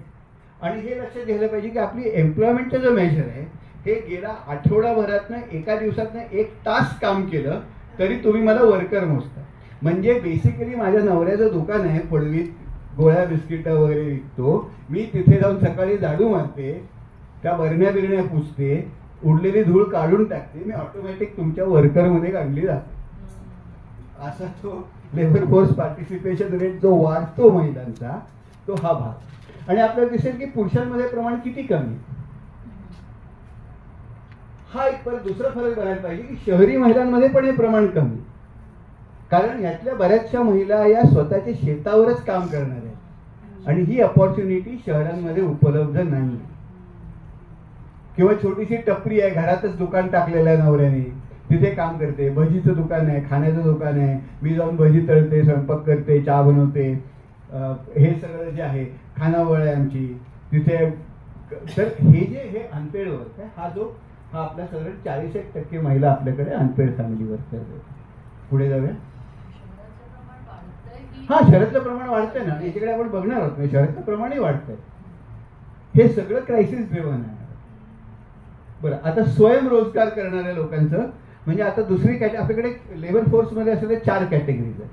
एक तर तुम्ही अनपेड फॅमिली वर्कर्स असता किंवा ओन अकाउंट वर्कर असता. ओन अकाउंट वर्कर म्हणजे बेसिकली तुमचा छोटासा काय चहाची टपरी वगैरे असते, त्यातनं तुमच्या मालकीची असते, तुम्हाला मोबदला मिळतो, पण दुसरा कोण तिथे कामगार नसतो. म्हणजे स्वतःच जे असतात त्यांना म्हणजे बेसिकली अनपेड फॅमिली वर्कर्स किंवा मग आपल्याला ओन अकाउंट वर्कर्स किंवा मग कॅज्युअल वर्कर किंवा सॅलरीड वर्कर, हे 4 प्रकारचे आपल्याकडे आपण कामं मोजतो. तर हे जे स्वयंरोजगार करण्याचं श्रमशक्तीचे प्रमाण आहे महिलांमध्ये हे वाढलं आहे. ग्रामीण महिलांमध्ये वाढलं आहे, ग्रामीण पुरुषांमध्ये मोठे आहे, पण दोन्ही शहरी महिला आणि ग्रामीण महिलांमध्ये प्रमाण वाढलेलं आहे. हे वाढलेलं म्हणजे काय दिसतं? हे मगाशी आपण जे टेलरिंग शॉप वाढलेले बघितले, चहाच्या टपऱ्यांमधला रोजगार वाढलेला बघितला, तर ह्याच्यामध्ये जो वाढलेला प्रकार आहे हा आपल्याला दिसतो. म्हणजे आज आपल्याकडे ज्या महिला काम करतात ग्रामीण भागामध्ये त्यातल्या 40% महिला ज्या आहेत त्यांना कोण पगारच देत नाही. ज्यांना काहीतरी उत्पन्न त्यातनं मिळतं त्यातले 16% महिला या छोट्या छोट्या एकट्याच्या उद्योगामध्ये आहेत, जिथे त्या स्वतःच अत्यंत लहान मायक्रो व्यवसाय चालवतात. पुढे जातो. आणि शहरी भागाचं प्रमाण थोडं जास्त आहे. शहरी भागामध्ये अनपेड फॅमिली वर्कर्स कमी आहेत, पण शहरी महिलांमध्ये हे 24% साधारण एक 25% महिला, एक 4 मधल्यात 1 महिला ही अशा तऱ्हेची कामं. स्वयंरोजगारातनं किती पैसे मिळतात ना ज्या काम करतात त्यांना? तर महिन्याला ग्रामीण महिलांना 8,500 रुपये मिळतात स्वयंरोजगारात. ग्रामीण महिलांना 8.5 रुपये मिळतात, ग्रामीण पुरुषांना 15,000 रुपये मिळतात. म्हणजे ग्रामीण पुरुषांचं उत्पन्न स्वयंरोजगारमध्ये ग्रामीण स्त्रियांच्या दुप्पट. तीच बाब आपल्याला शहरी महिला आणि शहरी पुरुषांमध्ये दिसते. शहरी महिलांना स्वयंरोजगारातनं साधारण महिन्याला 11,000 रुपये मिळतात. आणि याच्यामध्ये महागाईचा दर मी धरलेला नाही, कारण फूड इन्फ्लेशन उदाहरणार्थ 44% आहे सध्या काही बाबतीत, भाज्यांचं वगैरे. तर हा धरलेला नाही आहे. पण 8,500 रुपये आणि 11,000 रुपये हे साधारण स्वयंरोजगार करणाऱ्या महिलांचं आपल्या मासिक उत्पन्न आहे महाराष्ट्रामध्ये. आणि ही सरासरी आहे, म्हणजे आता काहींची खूप जास्त आहे, बऱ्याच जणींची खूप कमी आहे. आता स्वयंरोजगारामध्ये निरनिराळ्या जाती समूहातले लोक काय करतात, तर आपल्याला दिसतं म्हणजे या सर्वेमध्ये स्वयंरोजगारामध्ये आदिवासी ग्रामीण महिला मिळालीच नाही. म्हणजे इतक्या कमी आहेत स्वयंरोजगार करणाऱ्या आदिवासी ग्रामीण महिला. पण आपल्याला इथे एक ॲक्सिस क्लिअर दिसतो की सर्वात वाईट परिस्थिती कोणाची आहे, ग्रामीण दलित स्त्रिया, ज्यांचं महिन्याचं उत्पन्न स्वयंरोजगारातनं 5,000 रुपये आहे. म्हणजे दिवसाचं मॅक्सिमम 150 रुपयापर्यंत त्यांचं याच्यातलं उत्पन्न. आणि सर्वात चांगली परिस्थिती कोणाची आहे, इतर समूहातले म्हणजे उच्चवर्णीय शहरी पुरुष. तर हा जो आपल्याला ॲक्सिस दिसतो की दलित, जात, लिंगभाव आणि लोकेशन, अर्बन रुरल हे जे आता डिवाइड आहे, साधारण 5,296 आपल्याला असं दिसतं. आणि ओबीसी स्त्रियांना थोडं जास्त मिळतं. इतर स्त्रिया, इतर उच्च जातीच्या स्त्रियांना का कमी आहेत, कारण उच्च जातीच्या स्त्रिया इतर नोकऱ्यांमध्ये वगैरे असतात, त्या साधारण स्वयंरोजगारामध्ये कमी असतात. हां, तर इतर आपल्याला ग्रामीण पुरुषांमध्ये सुद्धा ही आपल्याला जातीची उतरंड सरळ दिसते. उदाहरणार्थ म्हणजे आदिवासींपेक्षा दलितांना जास्त मिळतात, दलितांच्या आसपास ओबीसींना मिळतात, त्याच्यानंतर इतर समूहांना जास्त मिळतात. दलित ओबीसींचा एक पट्टा दिसतो आपल्याला. तसंच आपल्याला शहरी स्त्रियांमध्ये तर एक जाती व्यवस्था, लिंगभाव, अर्बन लोकल असे सगळे आपल्याला त्याच्यात मार्केट सगळं जे आहे स्त्रियांच्या श्रमाचं हे आपापसात गुंतलेलं दिसतं. डेली वेजवर असलेल्या ग्रामीण महिलातल्या 40% महिला ज्या आहेत या डेली वेजवर. म्हणजे ग्रामीण महिलांमधला जेव्हा लेबर फोर्स पार्टिसिपेशन रेट वाढतो किंवा बेकारीचा दर कमी होतो, म्हणून आपण जेव्हा टाळ्या वाजवतो तेव्हा आपण लक्षात घेतलं पाहिजे 40% स्त्रियांना कोण पैसेच देत नाही. उरलेले 40% आहेत ज्या शेतमजूर आहेत, त्यातनं मग उरलेल्या ज्या आहेत 18-19% या स्वयंरोजगारावर आहेत, त्यात त्यांना 11,000 रुपये मिळतात. 40% स्त्रिया इथे शहरी महिलांमध्ये प्रमाण कमी आहे, पण शहरी स्त्रियांचं प्रमाण ग्रामीण स्त्रियांचं प्रमाण ग्रामीण पुरुषांच्या प्रमाणात खूप जास्त आहे. म्हणजे जे लोक काम करतात त्याच्यामध्ये साधारण ग्रामीण पुरुष हे इतर रोजगार त्यांना उपलब्ध आहेत. महत्वाचं म्हणजे इथे आज महिलांचा या वर्षीसाठी महिलांचा त्याच्यामध्ये सरासरी डेली वेज हा 220 ते 230 रुपये पडतो महाराष्ट्रामध्ये. बिहारमध्ये 300 रुपये, ओडिशामध्ये पण आपल्यापेक्षा जास्त आहे, आसाममध्ये पण आपल्यापेक्षा जास्त आहे. महाराष्ट्रापेक्षा मला वाटतं 1-2 राज्यातच स्त्रियांचा कॅज्युअल वेज हा कमी आहे. महाराष्ट्र हा अत्यंत कमी कॅज्युअल वेज असलेलं राज्य.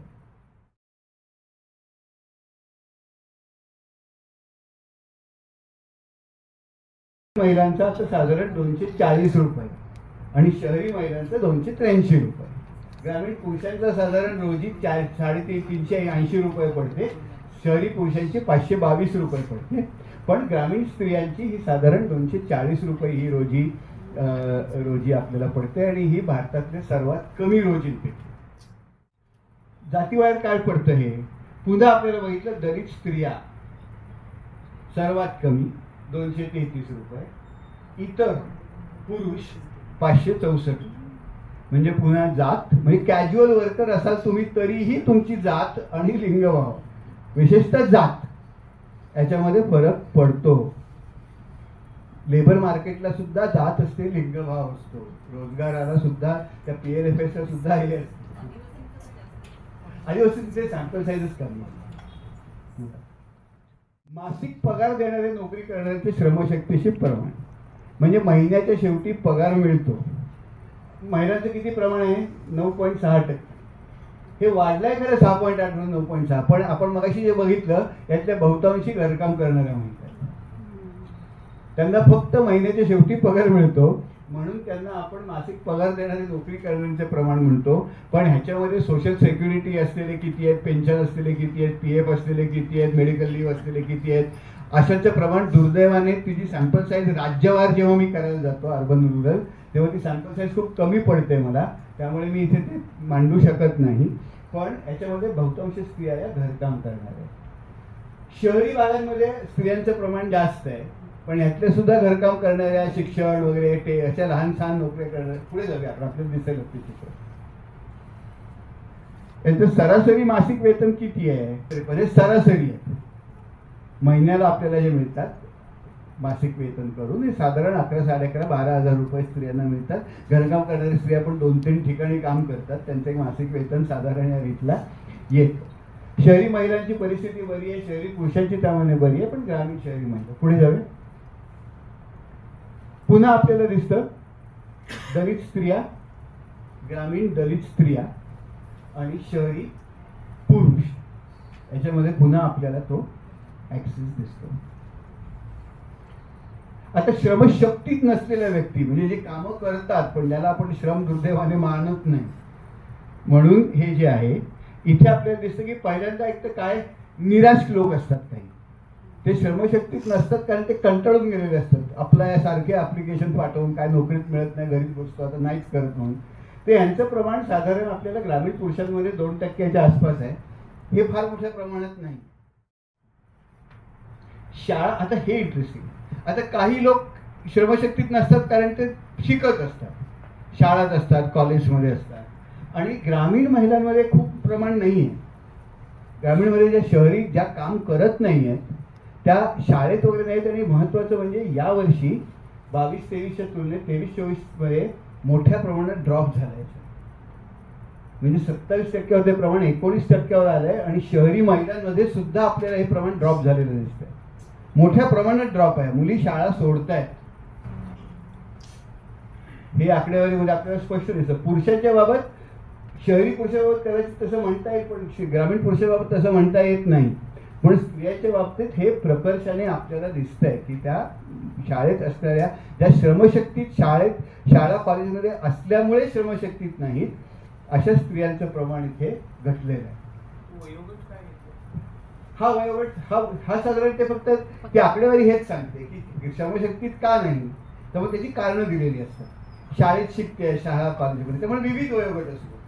पण 15 वर्षाच्या वरचे, 15 ते 60च्या दरम्यान हा जो भाग आहे, मग करतायत काय श्रमशक्तीत नसेल जे काम आपण मोजत नाहीये. घरकाम करणाऱ्या, घरकाम वर्ग 1 म्हणजे काय की घरकाम वर्ग जे फक्त घरकामच करतात. त्या डेटामध्ये घरकाम वर्ग 2 असतो, म्हणजे घरकाम करून लाकूड फाटा कुठल्या तरी आणते वगैरे अशा. प्रामुख्याने घरकाम वर्ग 1 मध्ये ज्या महिला आहेत, तर ग्रामीण भागामध्ये 75% ज्या महिला आहेत. आणि इथे बघितलं आपण खूप मोठ्या प्रमाणात जंप झाला इथे, म्हणजे ते शाळा सोडण्याचं प्रमाण आणि इथे वाढण्याचं प्रमाण. शहरामध्ये, शहरी महिलांमध्ये सुद्धा आपल्याला असाच जंप दिसतोय. केवळ शाळा सोडून घरकाम करणाऱ्यांचं जे प्रमाण आहे हे यावर्षी त्याच्यामध्ये एक मोठी जंप झालेली आहे. एक इंटरेस्टिंग माहिती दिसतं की ज्या महिला म्हणतात की मी अपंगत्वामुळे काम करू शकत नाही, त्यांचं प्रमाण पुरुषांचं निम्म आहे. याचा अर्थ काय आहे की या महिला उत्तर देताना अपंगत्व रेकॉर्डवरच घेत नाही. म्हणजे अशा अनेक महिला आहेत की ज्या घरकाम करते मी सांगतायत अपंगत्व असल्यामुळे. या 30% महिला आहेत की त्यांना ती लक्झरी आहे की मी अपंग आहे म्हणून काम करू शकत नाही, करत नाही. पुरुषांमध्ये प्रमाण मोठ्या प्रमाणात दिसतं. ग्रामीण शहरी भागांमध्ये ते प्रमाण पुरुषांचं 5 पट आहे, म्हणजे महिलांचं 1/5 आहे फक्त हे प्रमाण. त्यामुळे अपंगत्व असूनही काम करणाऱ्या स्त्रियांचं जे प्रमाण आहे हे सुद्धा आपल्याला इथे लक्षणीय दिसतं. बरं, आता हे जे उत्पन्न आहे म्हणजे ही थोडी वेगळी आकडेवारी आहे. Centre for monitoring Indian economy नावाची एक संस्था आहे आणि ही संस्था लोकांच्या उत्पन्नाविषयी आकडेवारी गोळा करते. आपल्याकडे भारताच्या इतर कुठल्या स्रोतामधून उत्पन्नाविषयी मिळत नाही. ही यांची जी सॅम्पलिंग पद्धत आहे आणि NSOची सॅम्पलिंग पद्धत आहे, दोन्हीमध्ये फरक आहे. त्यामुळे त्यांची डायरेक्ट थेट तुलना करता येत नाही. आणि NSOचं आणि CMIचं एक वैशिष्ट्य असं आहे की जे सॅम्पल तयार करतात त्या सॅम्पल सिलेक्शन पद्धतीत गरीब लोक सुटून जातात. कारण त्यांची सॅम्पलिंग पद्धत आहे ती गावाच्या मुख्य चौकात जायचं आणि मग एक घर रँडमली शोधायचं आणि मग ते एक घर रॅन्डमली शोधून तिथनं काही ठराविक नंबरची घरं मोजत जायचं, असं त्यांचं रॅन्डम सॅम्पलिंग असतं. ते गावातल्या मुख्य रस्त्यावर करतात, त्यामुळे गावाच्या बाहेर राहणारे लोक त्यांना मिळतच नाही आणि त्यामुळे त्यांच्या डेटामधनं गरीब लोक सुटून जातात. असं जरी असलं तरी आपल्याला पुन्हा दिसतं की साधारण आपल्याला एप्रिल 23 आणि एप्रिल 24चे दरडोई उत्पन्न आणि किती टक्के बदल आपण झालेला याच्यामध्ये इन्फ्लेशन ॲडजस्टेड नाही आहे, तेव्हा आदिवासी समूहांचं दरडोई उत्पन्न ॲक्च्युली कमी झालेलं आहे. आणि हे जे आहे फक्त कमावत्या लोकांचं झालं. आता जे कमावते नाही तसं टोटल ॲव्हरेज काढलं तर पुढच्या आदिवासी समूहांचं उत्पन्न कमी झालं. दलित समूहांचं उत्पन्न साधारण 13% वाढलं, पण महागाई 14-15% आहे, त्यामुळे वास्तव उत्पन्न कमी झालं आहे. आणि आपल्याला दिसतं की ओबीसी आणि मध्यम जाती यांचं प्रमाण जास्त वाढलेलं आहे उत्पन्नाचं. पुढे ह्या उच्च जातींचं सर्वात जास्त, इंटरमिजिएट कास्ट, अप्पर कास्ट सोडून. आणि मग हे ठराविक काही विशिष्ट जाती लेवलचं ॲनालिसिस आहे. आणि हे जर दर डोळी काढलं म्हणजे काम न करणारे वगैरे, तर ॲव्हरेज दलिताचं उत्पन्न आदिवासीचं 5,251 असं आपल्याला दिसतं इथे. आणि हा टक्के बदल आदिवासीचं नाहीच आहे, दलितांचं 18%, पण महागाई जेमतेम आहे वगैरे. आणि मग जसं आपण जाती समूहात जात जातो तसं आपल्याला दिसत जातं. आता ही जी सगळी आकडेवारी आपण बघितली, या आकडेवारीतनं काय दिसतं तर 2 गोष्टी दिसतात. एकतर आपली जी चर्चा सध्या पॉलिसी लेवलला सुरू आहे की स्त्रियांचा लेबर फोर्स पार्टिसिपेशन रेट कमी आहे आणि तो वाढवणं गरजेचं आहे, या चर्चेकडे आपण पुन्हा एकदा नीट बघणं आणि त्याचा विचार करणं गरजेचं आहे. कारण ही आकडेवारी काय दाखवते की आपण जे स्त्रियांचं काम मोजत नाही आहोत ते ऑलरेडी स्त्रिया खूप ते काम करतात, प्रचंड प्रमाणात करतात. म्हणजे आपण जी मिनिटं बघितली अनपेड वर्कमध्ये वगैरे किती आहेत, आणि पुरुषांच्या तुलनेत स्त्रियांना बेसिक गोष्टी करायला म्हणजे पुरेशी झोप घ्यायला, व्यायाम करायला, थोडासा अभ्यास करायला किती कमी वेळ मिळतो हे ऑलरेडी आपण बघितलं. आता ह्याच्यामध्ये आपण जर तो लेबर फोर्स पार्टिसिपेशन रेट महिलांचा वाढवणार असू नुसताच, किंवा वाढला म्हणून आनंद व्यक्त करणार असू, तर आपण कदाचित we are going down the wrong lane. कारण मला असं वाटतं की ऑलरेडी त्या स्त्रिया खूप काम करत आहेत आणि त्यांच्यावर पण एक ॲडिशनल बर्डन घालतं. दुसरं मला असं वाटतं की हे जो लेबर फोर्स पार्टिसिपेशन रेट वाढलेला आहे महिलांचा, याची चर्चा होते आहे आणि आपण ते चांगलं झालं असं म्हणतोय, तर तो जो लेबर फोर्स पार्टिसिपेशन रेट आहे तो मुळात काही चांगला रोजगार मिळाला म्हणून होत नाहीये. त्या स्त्रिया उदाहरणार्थ ग्रामीण भागातल्या 40% स्त्रिया घरातलं सगळी कामं करून जे आपण मोजत नाही त्याच्यानंतर इतर लोकांच्या व्यवसायात हातभार लावतायत ज्याचे त्यांना पैसेच मिळत नाही. आता हे चांगलं की वाईट याचं आपण याच्यावर नीट एक याचं मूल्यमापन झालं पाहिजे. किंवा स्त्रिया जर अनपेड फॅमिली वर्कर असतील किंवा कॅज्युअल लेबर असतील आणि त्यांना मिळणारा रोजी जर भारतातली सर्वात कमी असेल, तर तो जो लेबर फोर्स पार्टिसिपेशन रेट त्यांचा वाढलेला आहे तो चांगल्या कारणाने वाढलेला आहे. म्हणजे आनंदाने स्त्रिया सोयाबीन खुरपायला जात आहेत, चांगली शोधणं मिळालं की काहीतरी करून तोंड मिळवणी केली पाहिजे म्हणून सोयाबीन खुरपायला जात आहेत, कापूस वेचायला जात आहेत, याचा आपण नीट विचार त्या आकडेवारी करताना आपण केला पाहिजे.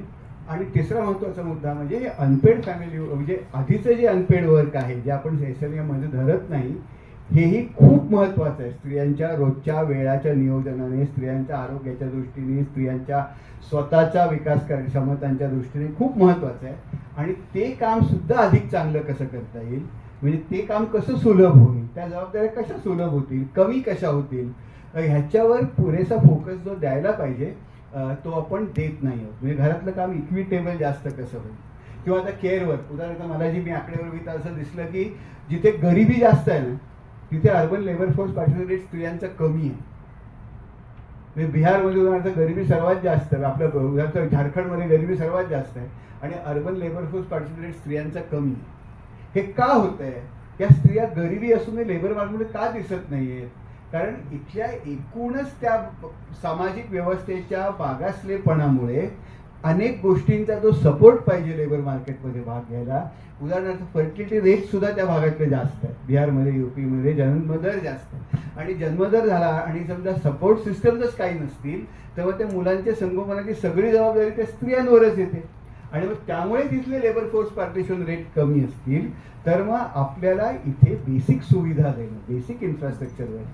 आम्ही एक मध्ये महाराष्ट्रापुरतं संशोधन केलं तर आम्हाला दिसलं की स्त्रियांचा जो रोजगार असतो, स्वयंरोजगार असतो किंवा नोकरी करून जे नोकरी करतात त्यांचा डायरेक्टली सहसंबंध हा ग्रामीण भागातल्या पायाभूत सुविधांची असते. बस आहे की नाही, रेशन दुकान जवळ आहे की नाही, शाळा प्राथमिक शाळा दूर आहे का जवळ आहे, रस्ता आहे की नाही, ऑलवेदर रोड आहे की नाही, वीज आहे की नाही, हे खूप महत्त्वाचं असतं स्त्रियांच्या दृष्टीने. कारण केअर वर्क आणि इतर गोष्टी त्यांना सांभाळाव्या लागतात.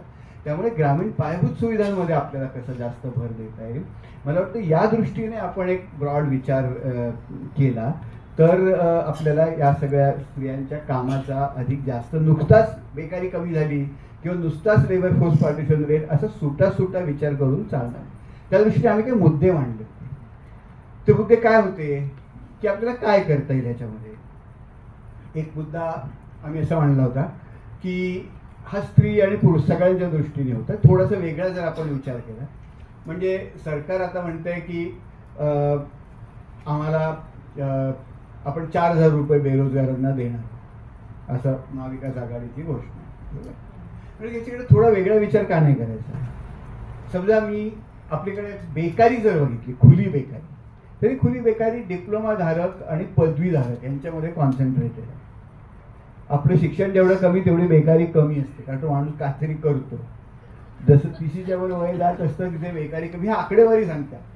आकडे बेकारी कुठे आहे, बेकारी ग्रॅज्युएट डिप्लोमा लेवलला आपली बेकारी जास्त, कारण ते बिचारी शिकले, आपल्याकडे कष्टाने शिकतात आणि मग लगेच काय वडापावची गाडी टाकत नाही, तो काही दिवस काम शोधतो इकडे तिकडे म्हणून. तर इथे काय करता येईल, तर डायरेक्टली 4,000 रुपये देण्यापेक्षा आपल्याला असं लक्षात येतं की यातले बरेचसे लोक असं सांगितलं जातं की हे डायरेक्टली एम्प्लॉयबल नसतात. आम्ही एक संकल्पना सारखी म्हणतो जेव्हा मी एम्प्लॉयमेंट व्हाउचर. एम्प्लॉयमेंट व्हाउचर काय असेल, म्हणजे उदाहरणार्थ सध्या केंद्र सरकारने एक इंटर्नशिप स्कीम आणली, ज्याच्यामध्ये आपण अर्ज करायचा आणि मग त्या 500 मोठ्या कंपन्या आहेत, त्या 500 मोठ्या कंपन्या 1 कोटी लोकांना इंटर्नशिप देणार असल्याचं म्हणणं, आपण अर्ज करायचा आणि त्या 500 मोठ्या कंपन्यामध्ये शॉर्टलिस्ट करतात. आता L&T सारखी कंपनी जर मला शॉर्टलिस्ट करत असेल तर मला एवी तेवी नोकरी मिळणारच आहे ना. त्यामुळे त्या स्कीमचा तसा नोकरी मिळायला उपयोग होणार नाही. आणि ते नोकऱ्या कुठे मिळत आहेत, मुंबईमध्ये फायनान्समध्ये मिळत आहेत. आमची गडचिरोलीतली BA पॉलिटिकल सायन्स झालेल्या मुलीला कसा चान्स मिळणार तिथे, आणि तिला जायला तर कोण देणार बंगलोरला. तर त्यामुळे आम्ही थोडं वेगळं मांडलं, एक एम्प्लॉयमेंट व्हाउचर्सची संकल्पना मांडतोय. म्हणजे की आपण समजा कोण ग्रॅज्युएट झाला असेल तर त्याला आपण वर्षाला 1.5 लाख रुपये किमतीचे 15,000 रुपयाचे एम्प्लॉयमेंट व्हाउचर द्यायचे. 10 एम्प्लॉयमेंट व्हाउचर्स 15,000 रुपयाचे, किंवा आपल्याला ते वेगळे ग्रेडेशन. आता समजा मला हॉटेल काढायचं, आमच्या वाईट मला वाटतं की मिसळचं हॉटेल चांगलं चालेल, पण मी कधी हॉटेल चालवलं नाही, मला अनुभव नाही. आमच्या वाईला एक हॉटेल चांगलं चालतं, मी त्या हॉटेलवाल्याकडे जातोच, म्हणतो की दादा मला तुझ्या हॉटेलमध्ये एक 4 महिने 6 महिने मॅनेजरचं काम करू दे, मला धंदा कसा चालतो समजतो. तर तो दयाळू असेल तर मला म्हणेल, पण तो पगार बिगार तर मला काय देणार, माझ्या घरची परिस्थिती वाईट असेल तर मला ते शक्य. हे एम्प्लॉयमेंट व्हाउचर काय करेल की आपण जिल्हा पातळीवर एक सेंटर तयार करू, जे थोडंसं एक लाईट रेग्युलेशन याचं करेल. मी तिथे गेलो, तिथे ही नोंद झाली की नीरज आतेकर समर्थ मिसळ सेंटरमध्ये आता 6 महिने काम करणार आहे, दोघांची मान्यता आहे, एवढं आहे, मला दर महिन्याला 15,000 रुपये त्या माझ्या एक व्हाउचर मी दिला की 15,000 रुपये माझ्या खात्यात जमा. मला 1 महिना वाटला समर्थवाला काय चांगला नाही आहे, दुसरीकडे कोणाकडे जाऊ, मी दुसरीकडे जाऊ शकतो. किंवा मला वाटलं की नाही हा धंदा योग्यच नाही, मी ब्युटी पार्लरचं शिकतो, मी तिसरीकडे जाऊ शकतो. ही फ्लेक्सिबिलिटी मला राहील, कारण स्किल्स ही गोष्ट कशी असते रे, स्किलची गोष्ट खूप फ्लुईड असते आणि खूप वेगाने बदलत असते. त्याला आपण कौशल्य विकास खात्याने ठरवलं या स्किल करा, किंवा आपण शिकवलं की महिलांना कम्प्युटर शिकवायचं असं ते होत नाही, कारण त्या स्किल्स खूप वेगाने बदलत असतात. तर इथे लोकच स्वतः जायचे. याची एक बेसिक लाईट रेग्युलेशन नियंत्रण योजना जर केली, आणि फार पैसे लागणार नाहीत. 5 लाख मुलांना जर आपल्याला वर्षाला जायचं असेल तर त्याचा खर्च 7,500 कोटी आहे. 5 लाख मुलांना आपण अशा तऱ्हेचा रोजगार देऊ शकतो. दुसरी एक साधी योजना आपण म्हणतोय की आपल्याकडे साधारण 1.5 कोटी व्यक्ती महाराष्ट्रामध्ये, आणि त्यातल्या बहुतांश स्त्री आहेत, त्या ज्या छोटेसे फूड प्रोसेसिंगचे उद्योग बघितले, टेक्स्टाईलचे उद्योग बघितले, हे सगळे मॅन्युफॅक्चरिंगमध्ये जातात बाय द वे. तर या सगळ्यामध्ये छोटे छोटे उद्योग आहेत. त्यांच्या अनेक अडचणी काय आहेत की त्यांना पुरेसं भांडवल मिळत नाही, वर्किंग कॅपिटल नसतं, पुरेशी तांत्रिक माहिती मिळत नाही, पुरेशी कायदेशीर सल्ला मिळत नाही, पुरेसं मार्केटिंग विषय वगैरे मिळत नाही. त्यांच्याकडे बऱ्याच स्त्रियांकडे तारण ठेवायलाच काही नसतं, कारण प्रॉपर्टी नवऱ्याची असते.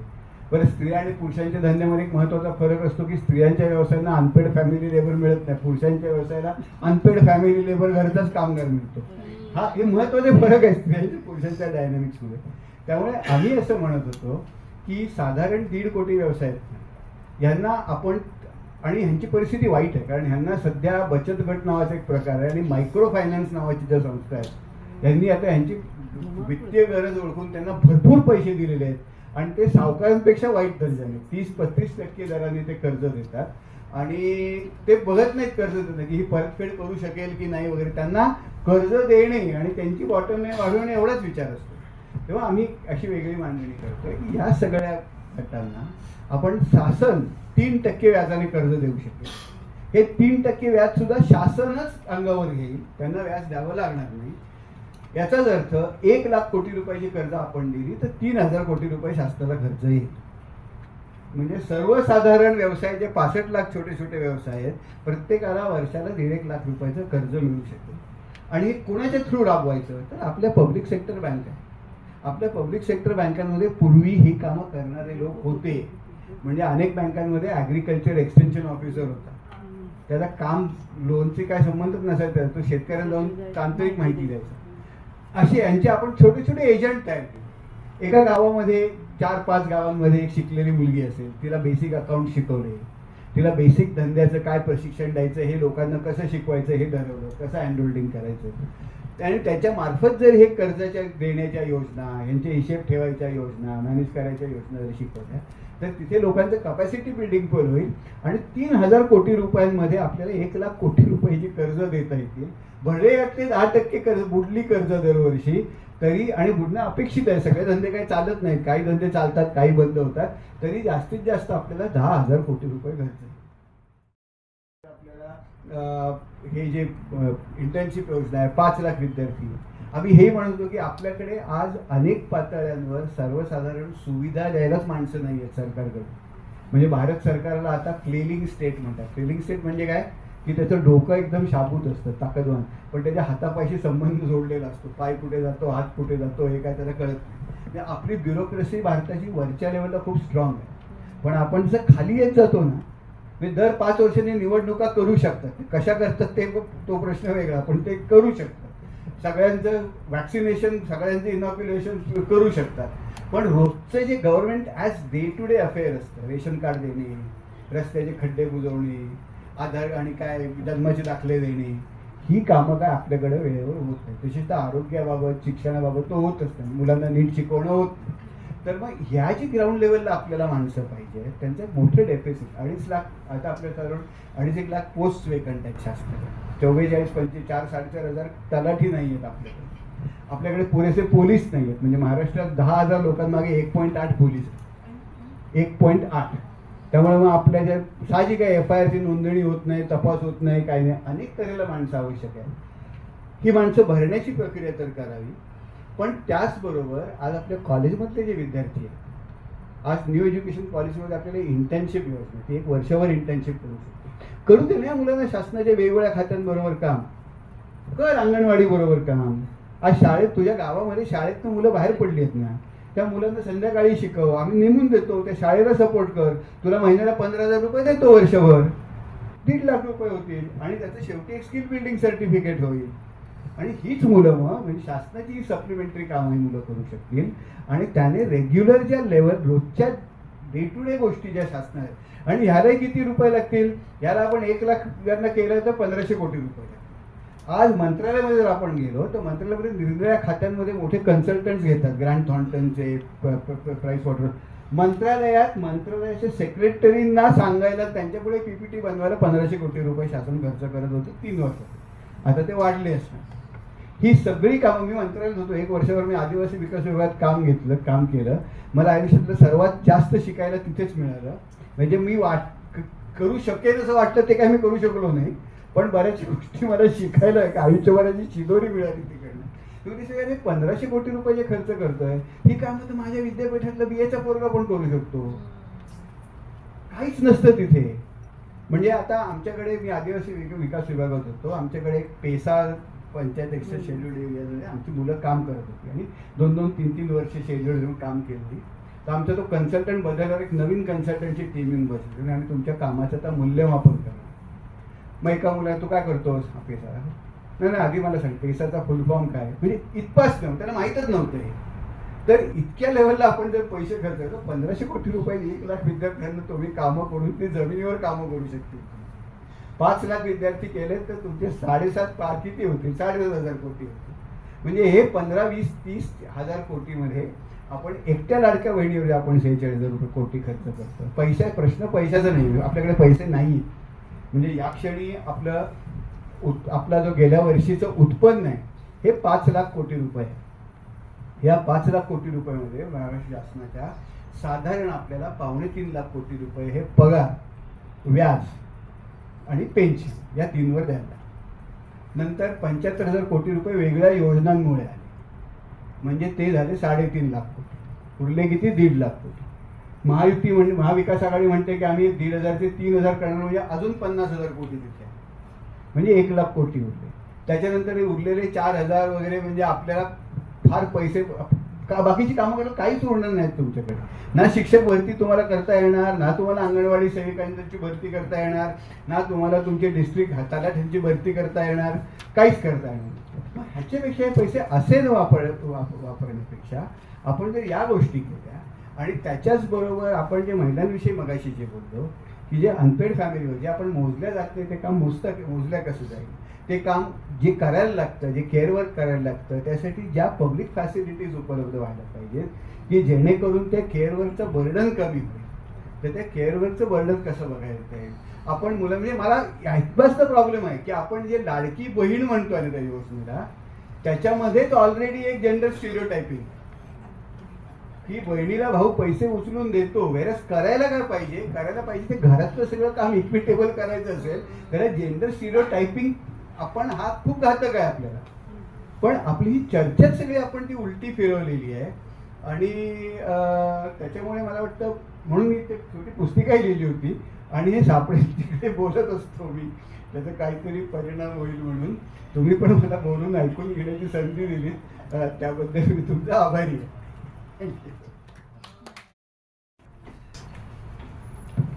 अनएम्प्लॉयमेंटचे हे प्रकार जे सांगितले जात होते त्यात मला सारखं कोर्टामध्ये माझ्या समोर येणाऱ्या महिला आठवत होत्या. म्हणजे सामाजिक कामाला सुरुवात केली तेव्हा हे महिलांना आपण विचारतो तुम्ही काय करता आणि ती म्हणते काही नाही, आणि मग आपण त्यांना कामांची यादी सांगतो, ही सगळी कामं तुम्ही करताय. सबलीकरणामध्ये आपण ऍक्टिव्हिटी घेतोच. शहरी भागामध्ये बंगल्यामध्ये राहणाऱ्या उच्च शिक्षित आणि उच्चवर्णीय उच्चवर्गीय अशा घरांमध्ये राहणाऱ्या स्त्रिया पण म्हणतात मी काही करत नाही, आणि मग विचारलं की कळतं की नवरा CA आहे आणि CAच्या ऑफिसमधली सगळी बॅक ऑफिसची कामं बायको करते. नवरा इंटिरियर डिझायनर आणि त्याची सगळी कामं बायको करते.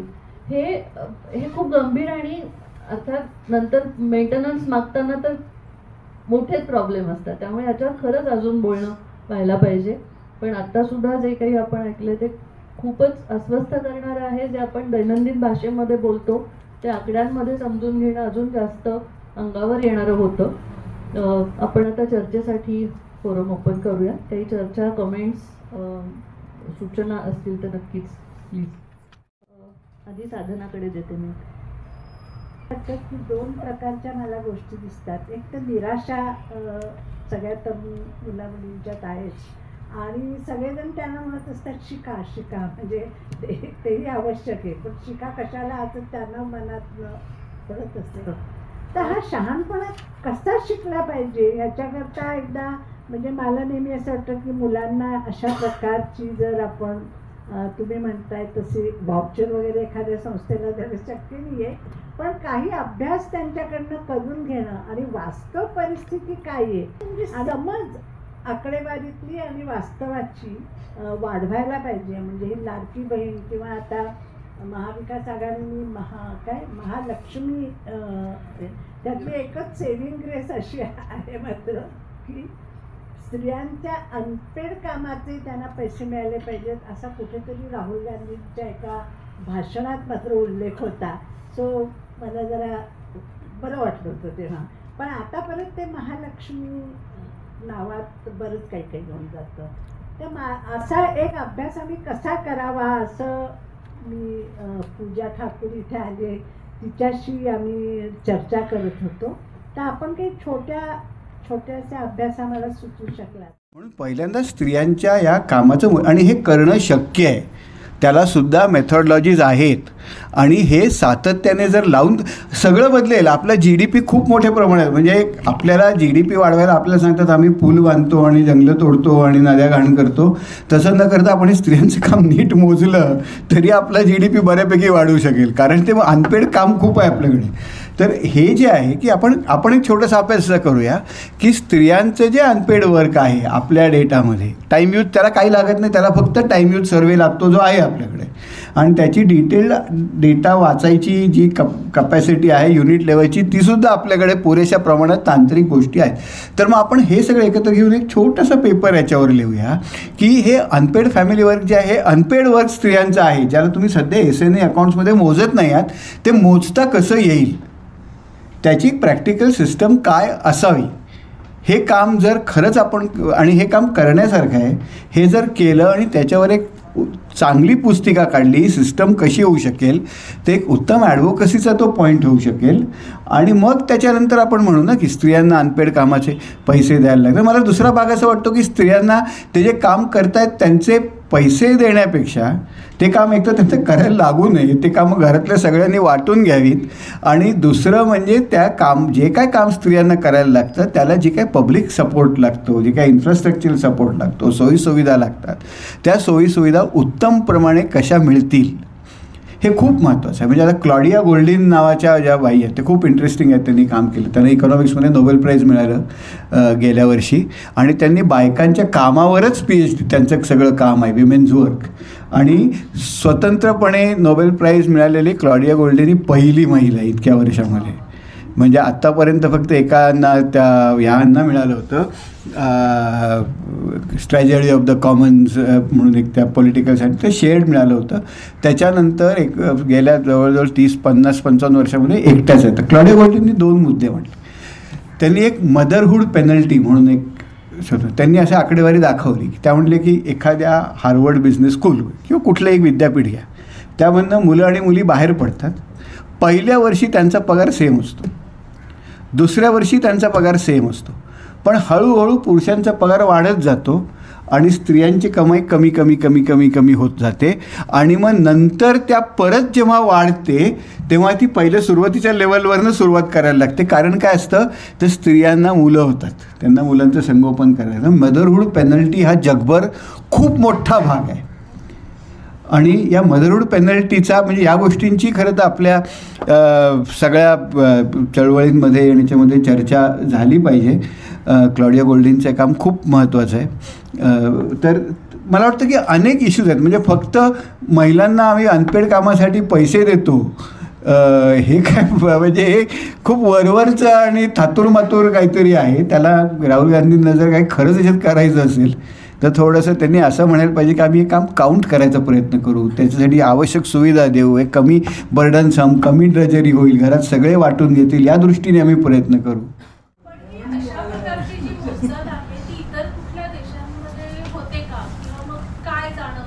नाही, ही जी सिस्टम ऑफ नॅशनल अकाउंट्स आहे युनायटेड नेशन्सची आहे, ही जगभर स्वीकारलेली पद्धत आहे. पण खूप लोकांनी याच्यावर टीका केलेली आहे की ही खूप जेंडर्ड आहे, ह्या स्त्रियांचं काम ह्याच्यात मोजलं जात नाही. 70 सालापासून चर्चा आहे आणि त्याच्या मेथॉडॉलॉजीसुद्धा आता तयार झाल्या आहेत. पण एकूणच आमचं जे स्टॅटिस्टिक्स आणि हा जो डेटा आहे, आकडेवारीकडे बघण्याची पद्धत आहे, ही खूप जेंडर्ड आहे.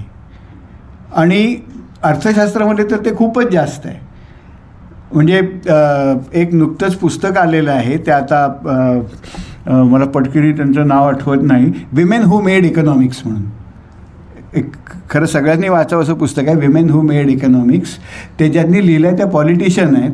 त्या आत्ता इंग्लंडमध्ये लेबर गव्हर्नमेंटमध्ये पहिल्या 800 वर्षामध्ये इंग्लंडच्या पहिल्या फायनान्स मिनिस्टर असलेली स्त्री आहे. ती पहिली 800 वर्षामध्ये इंग्लंडमध्ये एकही महिला फायनान्स मिनिस्टर झाली नव्हती, ती आता झाली आहे. आणि त्यांचं जे पुस्तक आहे त्यातमध्ये त्यांनी सातत्याने व्यवस्थित दाखवून दिलं आहे की महिला अर्थशास्त्रज्ञांनी जे काम केलं ते सिस्टमॅटिकली अंडर व्हॅल्यू कसं केलं गेलं, हे पुढे कसं येऊ दिलं नाही जाणीवपूर्वक.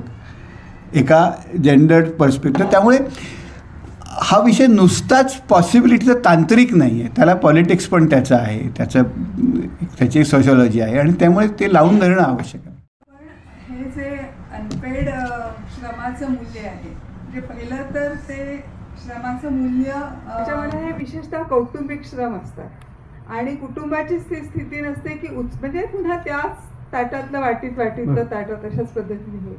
त्यामुळे ते म्हणजे आता इथे तुम्ही म्हणलात त्याप्रमाणे खरं तर हा मूल्यात्मक बदलाचा जेंडरचा संदर्भ येतो. आता म्हणजे ही खूपच मोठी क्रांती होणंच आवश्यक आहे त्याच्यासाठी. पण दरम्यानच्या काळात काय करायचं की ज्याच्यात बाईचं श्रममूल्य तिला मिळेल, अशी काही उपाययोजना आहे का की सरकारवरच अवलंबून राहील? मला वाटतं नाही, सरकारवर तर आहेच, पण एक खूप महत्त्वाचा भाग आहे की ते श्रममूल्य मिळणे. म्हणजे एकतर आम्ही आता हे सातत्याने मांडतोय की आता उदाहरणार्थ महिलांचा आज कॅज्युअल लेबर जे आहे, ह्या कॅज्युअल लेबरला महाराष्ट्रामध्ये खूप कमी पैसे मिळत आहेत. महाराष्ट्र शासन का नाही आपल्या नरेगा योजनेमधनं प्रत्येकाला किमान मिनिमम 400 रुपयाने किमान 250 दिवस काम पडेल, हे करू शकतो ना आपण. आणि तिथे इतरही गोष्टी करू शकतो. म्हणजे कामाच्या ठिकाणी अंगणवाडीची सेवा, कामाच्या ठिकाणी सुरक्षा, हे सगळं केलं तर बऱ्याच कॅज्युअल वर्कर्सना बरीच मदत होईल. तर हेही आपण करू शकतो. नंतर आपण हे जे काम सध्या अनपेड आहे, जे स्त्रिया करत आहेत, ते काम त्यांना कमी त्रासात कसं करता येईल याच्याशी ज्या पब्लिक सपोर्ट लागतो. म्हणजे उत्तम पाळणाघरं का नसावीत? जर असंघटित क्षेत्रातल्या महिलांचा, आम्ही मध्ये एक अभ्यासक्रमाला लक्ष दिलं की असंघटित क्षेत्रातल्या महिलांचा म्हणजे एका विद्यार्थ्याने अनेक वर्षापूर्वी म्हणजे अभ्यास केला. त्याने मुंबईतल्या झोपडपट्ट्यांचा आणि जव्हार मोखाड्यामधल्या आदिवासी भागांमधल्या भूमिहीन आदिवासी कुटुंबांमधल्या बालकांच्या कुपोषणाचा तुलनात्मक अभ्यास केला आणि त्याला लक्षात आलं की अतिकुपोषण जे आहे ते मुंबईतल्या झोपडपट्ट्यात जास्त आहे. आणि त्याचं कारण असं होतं की असंघटित क्षेत्रातल्या ज्या महिला असतात त्या लहान मुलांच्या नंतर जन्मानंतर लगेच कामाला जातात. इन्फ्रास्ट्रक्चर नसतं, पाणी नसतं, बाहेरचं पाणी असतं ते दूषित असतं, अनेक आजारपणांच्या सायकल्स तिथे तयार होतात. तर मग बेसिक गोष्टी, कामाच्या ठिकाणी सुरक्षा, योग्य कामाच्या ठिकाणी पाळणाघरासारख्या लहान मुलांच्या संगोपनाच्या व्यवस्था, घरातल्या समजा वृद्ध कोणी असतील तर पब्लिक हेल्थचे केअरच्या फॅसिलिटी, जिथे कोणतरी लक्ष देऊ शकेल, त्यांना ॲडमिट करू शकू, काहीतरी medical care round the clock मिळेल, या सगळ्या गोष्टी ज्या महिला करतात या का करू नयेत? तर या ॲटलिस्ट या गोष्टी तरी करू शकतो ना आपण. आणि मला वाटतं महिलांचं काम मोजण्याचं आपण सातत्याने लावून धरलं तरच खूप वर्ष लागतील. म्हणजे महिलांच्या ज्या चळवळीचा इतिहास असा की अगदी बेसिक गोष्टी मिळायला पण खूप वर्ष लागली. म्हणजे साधा मतदानाचा हक्क मिळायला खूप वर्ष लागली. त्यामुळे हे लावून धरणं आणि बोलत राहणं हा विषय थोडा टेक्निकल वाटतो, पण लावून धरावा. ग्रामीण भागामध्ये 75% म्हणजे श्रमशक्तीत नसलेल्या आणि घरकाम वर्ग 1 करणाऱ्यांचं प्रमाण 75% आणि घरातच असणार घरकामच करणार. तर ह्याची कास्ट वाईज आकडेवारी उपलब्ध आहे का? मिळू शकेल. तुम्ही केली नाही आहे पण मी करू शकेन. नक्की करू शकेल. महत्त्वाचा प्रश्न, फार महत्त्वाचा प्रश्न आहे. तो कसा सुटून गेला मला माहीत नाही, तो करायला पाहिजे होता. हेलो सर, नमस्ते. लद्दाख में लेग्या विलेज से हूँ और मैं पहले सर सोनम वांगचुक जी का नाम आपने सुना होगा, उनके इंस्टीट्यूशन से आई हूँ. विमेन पे जो अनपेड वर्कर है, जो विमेन ज़्यादातर अनपेड वर्क करते हैं, उनके फिजिकल और मेंटल हेल्थ पे कितना इम्पैक्ट पड़ता है इसके क्योंकि बहुत सारे लोग जो है अगर सारा काम कर रहे हैं पर उसको 1 रुपया भी नहीं मिल रहा, तो उसके इम्पैक्ट क्या पड़ रहा है फिजिकल पे भी और बोथ मेंटल हेल्थ पे भी. ये मेरा पहला सवाल है. और दूसरा सवाल ये है कि जो हमारे पूरा कल्चर और सोसाइटी में ऐसा नॉर्म है कि लड़कियों का काम है, घर का काम जो है लड़कियों को करना चाहिए और बिना बोले कर लेते हैं, कोई इनको रोकने वाला नहीं, बट खुद कर लेते हैं, प्रैक्टिस कर लेते हैं, सारा काम कर लेते हैं. ये जो कल्चर में ऐसा प्रैक्टिस है तो हम उसको किस तरीके से चेंज कर सकते हैं कि विमेन को, बहुत सारे लोग ने बोला है प्रैक्टिस कर रहा है, पर फिर भी अभी आपने जिस तरह से कैसे बताया तो उसमें बहुत सारे वीमेन जो अभी भी नहीं कर रहा है उस पर प्रैक्टिस, अनपेड वर्क ज़्यादा करने वाले, तो कैसे इसको वो करेंगे सब? ये तो कल्चरल नॉर्म्स तो पैट्रियार्की है ही, हम लोग सब जानते हैं. हमको ऐसी कोई भी चीज़ नहीं करनी चाहिए एक तो कि जो इसको स्ट्रेंथन करे. और कई बार हम जिस तरह से स्कीम्स लाते हैं ना उनको स्ट्रेंथन करती हैं. जैसे लाड़की बहन, ये नॉमेनक्लेचर ही वो पैट्रियार्की को स्ट्रेंथन कर रहा है. गृह लक्ष्मी, ये नॉमेनक्लेचर ही वो इसको स्ट्रेंथन कर रहा है.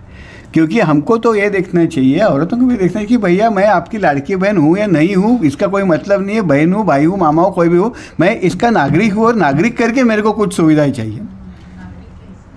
एक इस देश का नागरिक हूँ इसलिए मुझको सुविधाएं चाहिए, ना कि मैं शिंदे साहब की लाड़की बहन हूँ, है ना। मैं शिंदे साहब को भाई क्यों मानूं, ऐसा कोई भी पूछ सकता है ना। अगर मैं भाई नहीं मानूं तो क्या मुझको कोई सुविधा नहीं है। तो हमको इन चीज़ों को एक कुछ भी नहीं करना चाहिए जो इसको स्ट्रेंथन करे। सेकेंडली, हम ये मानते हैं कि बहुत सारा unpaid family work, unpaid work जो औरतों के करना पड़ता है। तो जब तक हम ये कह रहे हैं कि लॉन्ग टर्म में, तो हमको इसको काउंट करना चाहिए, इसका हिसाब आना चाहिए, इसका मूल्य क्या है आना चाहिए। जब उसका मूल्य आएगा तभी हम उसको दे पाएंगे, और उसका मूल्यमापन करने की कोई प्रणालियाँ हैं, स्टैटिस्टिकल मेथड्स हैं, तो हमको उनके बारे में बात करनी चाहिए, कोशिश करनी चाहिए, अपनी तरफ से लिखना चाहिए कि हम इनको इस तरह से मूल्यमापन कर सकते हैं, बात करनी चाहिए। तीसरा, मैं ये कह रहा हूँ कि अगर ये गिवन है कि कई तरह का काम औरतों के माथे में आ जाता है, तो कम से कम वो काम उनका अधिक आसानी से कर सके वो। जैसे अगर हमको केयर ऑफ द एल्डरली, घर में बूढ़ों की अगर केयर औरतों को करना है, घर में जो भी एज है, तो कम से कम हमारे पास अच्छी पब्लिक हेल्थ फैसिलिटीज़ हो, जो ये बर्डन पूरा औरतों पे ना आए, और घर में भी सेंसिटाइजेशन हो कि ये काम हमको डिवाइड कर लेना चाहिए। कम से कम इन चीज़ों को तो हम कर सकते हैं ना, ठीक है। लेकिन आप कह रहे हैं वो डेटा तो मेरे पास तो नहीं है उसका हेल्थ, इसलिए आपने जो देखा कि औरतों को जो सेल्फ केयर के लिए टाइम मिलता है, उसमें सेल्फ है, लर्निंग है, वो पुरुषों की तुलना में बहुत कम है। तो इसका तो कुछ इम्पैक्ट होता होगा, और इसका इम्पैक्ट सिर्फ सेहत पे, मेंटल हेल्थ पे नहीं होता, ह्यूमन कैपिटल पे भी होता होगा। मैं क्या पढ़ सकती हूँ, मैं आगे चल के क्या बन सकती हूँ, इस सब चीज़ों पे मर्यादा आती है। तो हमको उसी परिप्रेक्ष्य में उसको देखना चाहिए। ये कविता लिखी है विवेक चतुर्वेदी ने। इस कविता का नाम है स्त्रियां घर लौटती हैं। स्त्रियां घर लौटती हैं, पश्चिम के आकाश में उड़ती हुई आकुल वेग से काली चिड़ियों की पाँत की तरह स्त्रियां घर लौटती हैं। स्त्रियों का घर लौटना पुरुषों का घर लौटना नहीं है। पुरुष लौटते हैं बैठक में, फिर गुसलखाने में, फिर नींद के कमरे में। स्त्री एक साथ पूरे घर में लौटती है, वह एक साथ आंगन से चौके तक लौट आती है।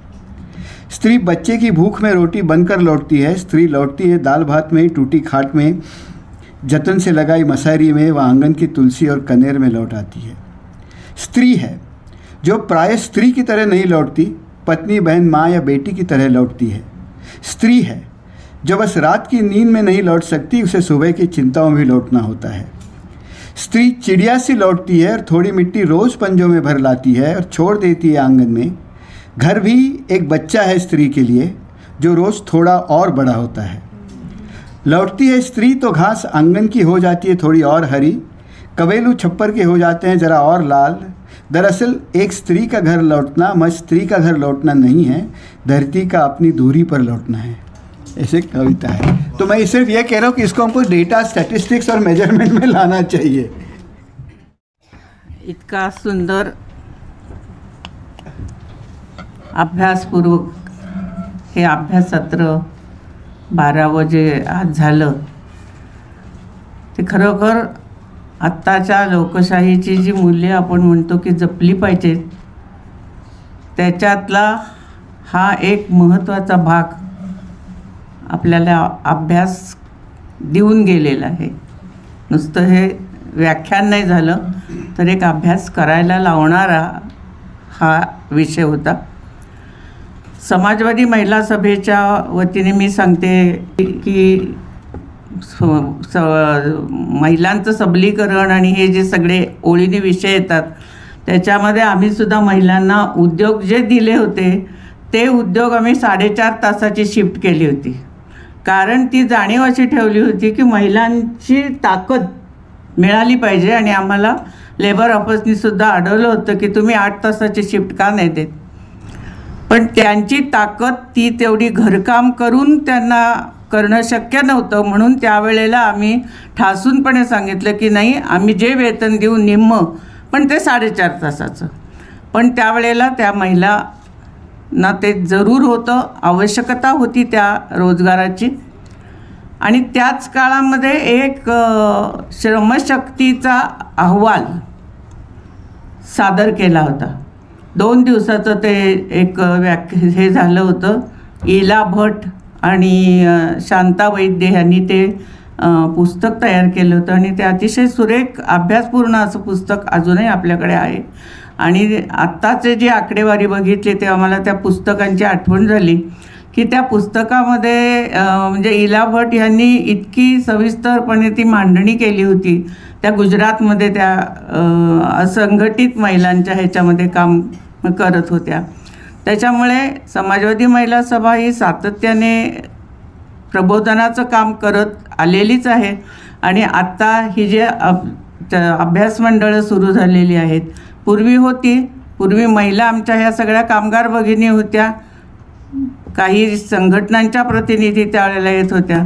आता जागतिकीकरणाच्या ह्याच्यामुळे एक सगळं वातावरणच बदललं गेल्यामुळे आणि आता अभ्यासू वर्ग आणखीन जास्तीत जास्त या अभ्यास मंडळामध्ये यायला लागल्यामुळे आम्हाला पण छान वाटेल. नीरज हातेकरांच्याबद्दल एक सांगायचं म्हणजे तळागाळातच जेव्हा काम करतात आणि अभ्यास होतो त्याच वेळेला त्या समाजाचं तिथल्या परिस्थितीची जाणीव होते. वाईमध्ये जी नदी आहे, धोम धरणाचा जो संबंध तिकडचा भाग आहे खोऱ्याचा, त्या नदीमध्ये जे कातकरी लोक आहेत त्या कातकरी लोकांच्यामध्ये जाऊन त्यांचं ते संबंध, तिथलं जे जीवन आहे त्याचा ते अभ्यास करतात. आणि ते एक अतिशय कौतुकास्पद आहे की ते कुठल्या प्रकारचे मासे गोळा करतात, मग त्याच्यातून त्यांना काय मिळतं, ते काय किती त्याच्यात ते खाण्यासाठी वापरतात, हा असा बराच डेली त्यांचा अभ्यास आहे. आणि सामाजिक कामाची आवड असल्यामुळेच आपल्यासारख्या संघटनांच्या ह्या कार्यक्रमामध्ये त्यांनी सहभाग दाखवलेला आहे. समाजवादी महिला सभेला हे एक अभ्यास मंडळ एक लक्षात राहण्यासारखं झालेलं आहे. आणि परत आपण जर काही ह्याच विषयावरती ठेवायचं झालं, गटचर्चा करायची असेल तर आपण पुन्हा त्याचं आयोजन करूयात. आणि त्यांनी तर यायचं तयार केलेलंच आहे. आजच्या या अभ्यास मंडळाला आपण सर्वजण अतिशय आनंदाने उपस्थित राहिलात. उपस्थिती चांगली आहे. अनेक संस्थांचे पदाधिकारी इथं आलेले आहेत, आमचे सगळे विश्वस्त इथं आहेत. तेव्हा मी सगळ्यांना आभार मानत नाही पण सगळ्यांचं अभिनंदनही करते, स्वागत करते की पुन्हा असेच या कार्यक्रमाला या.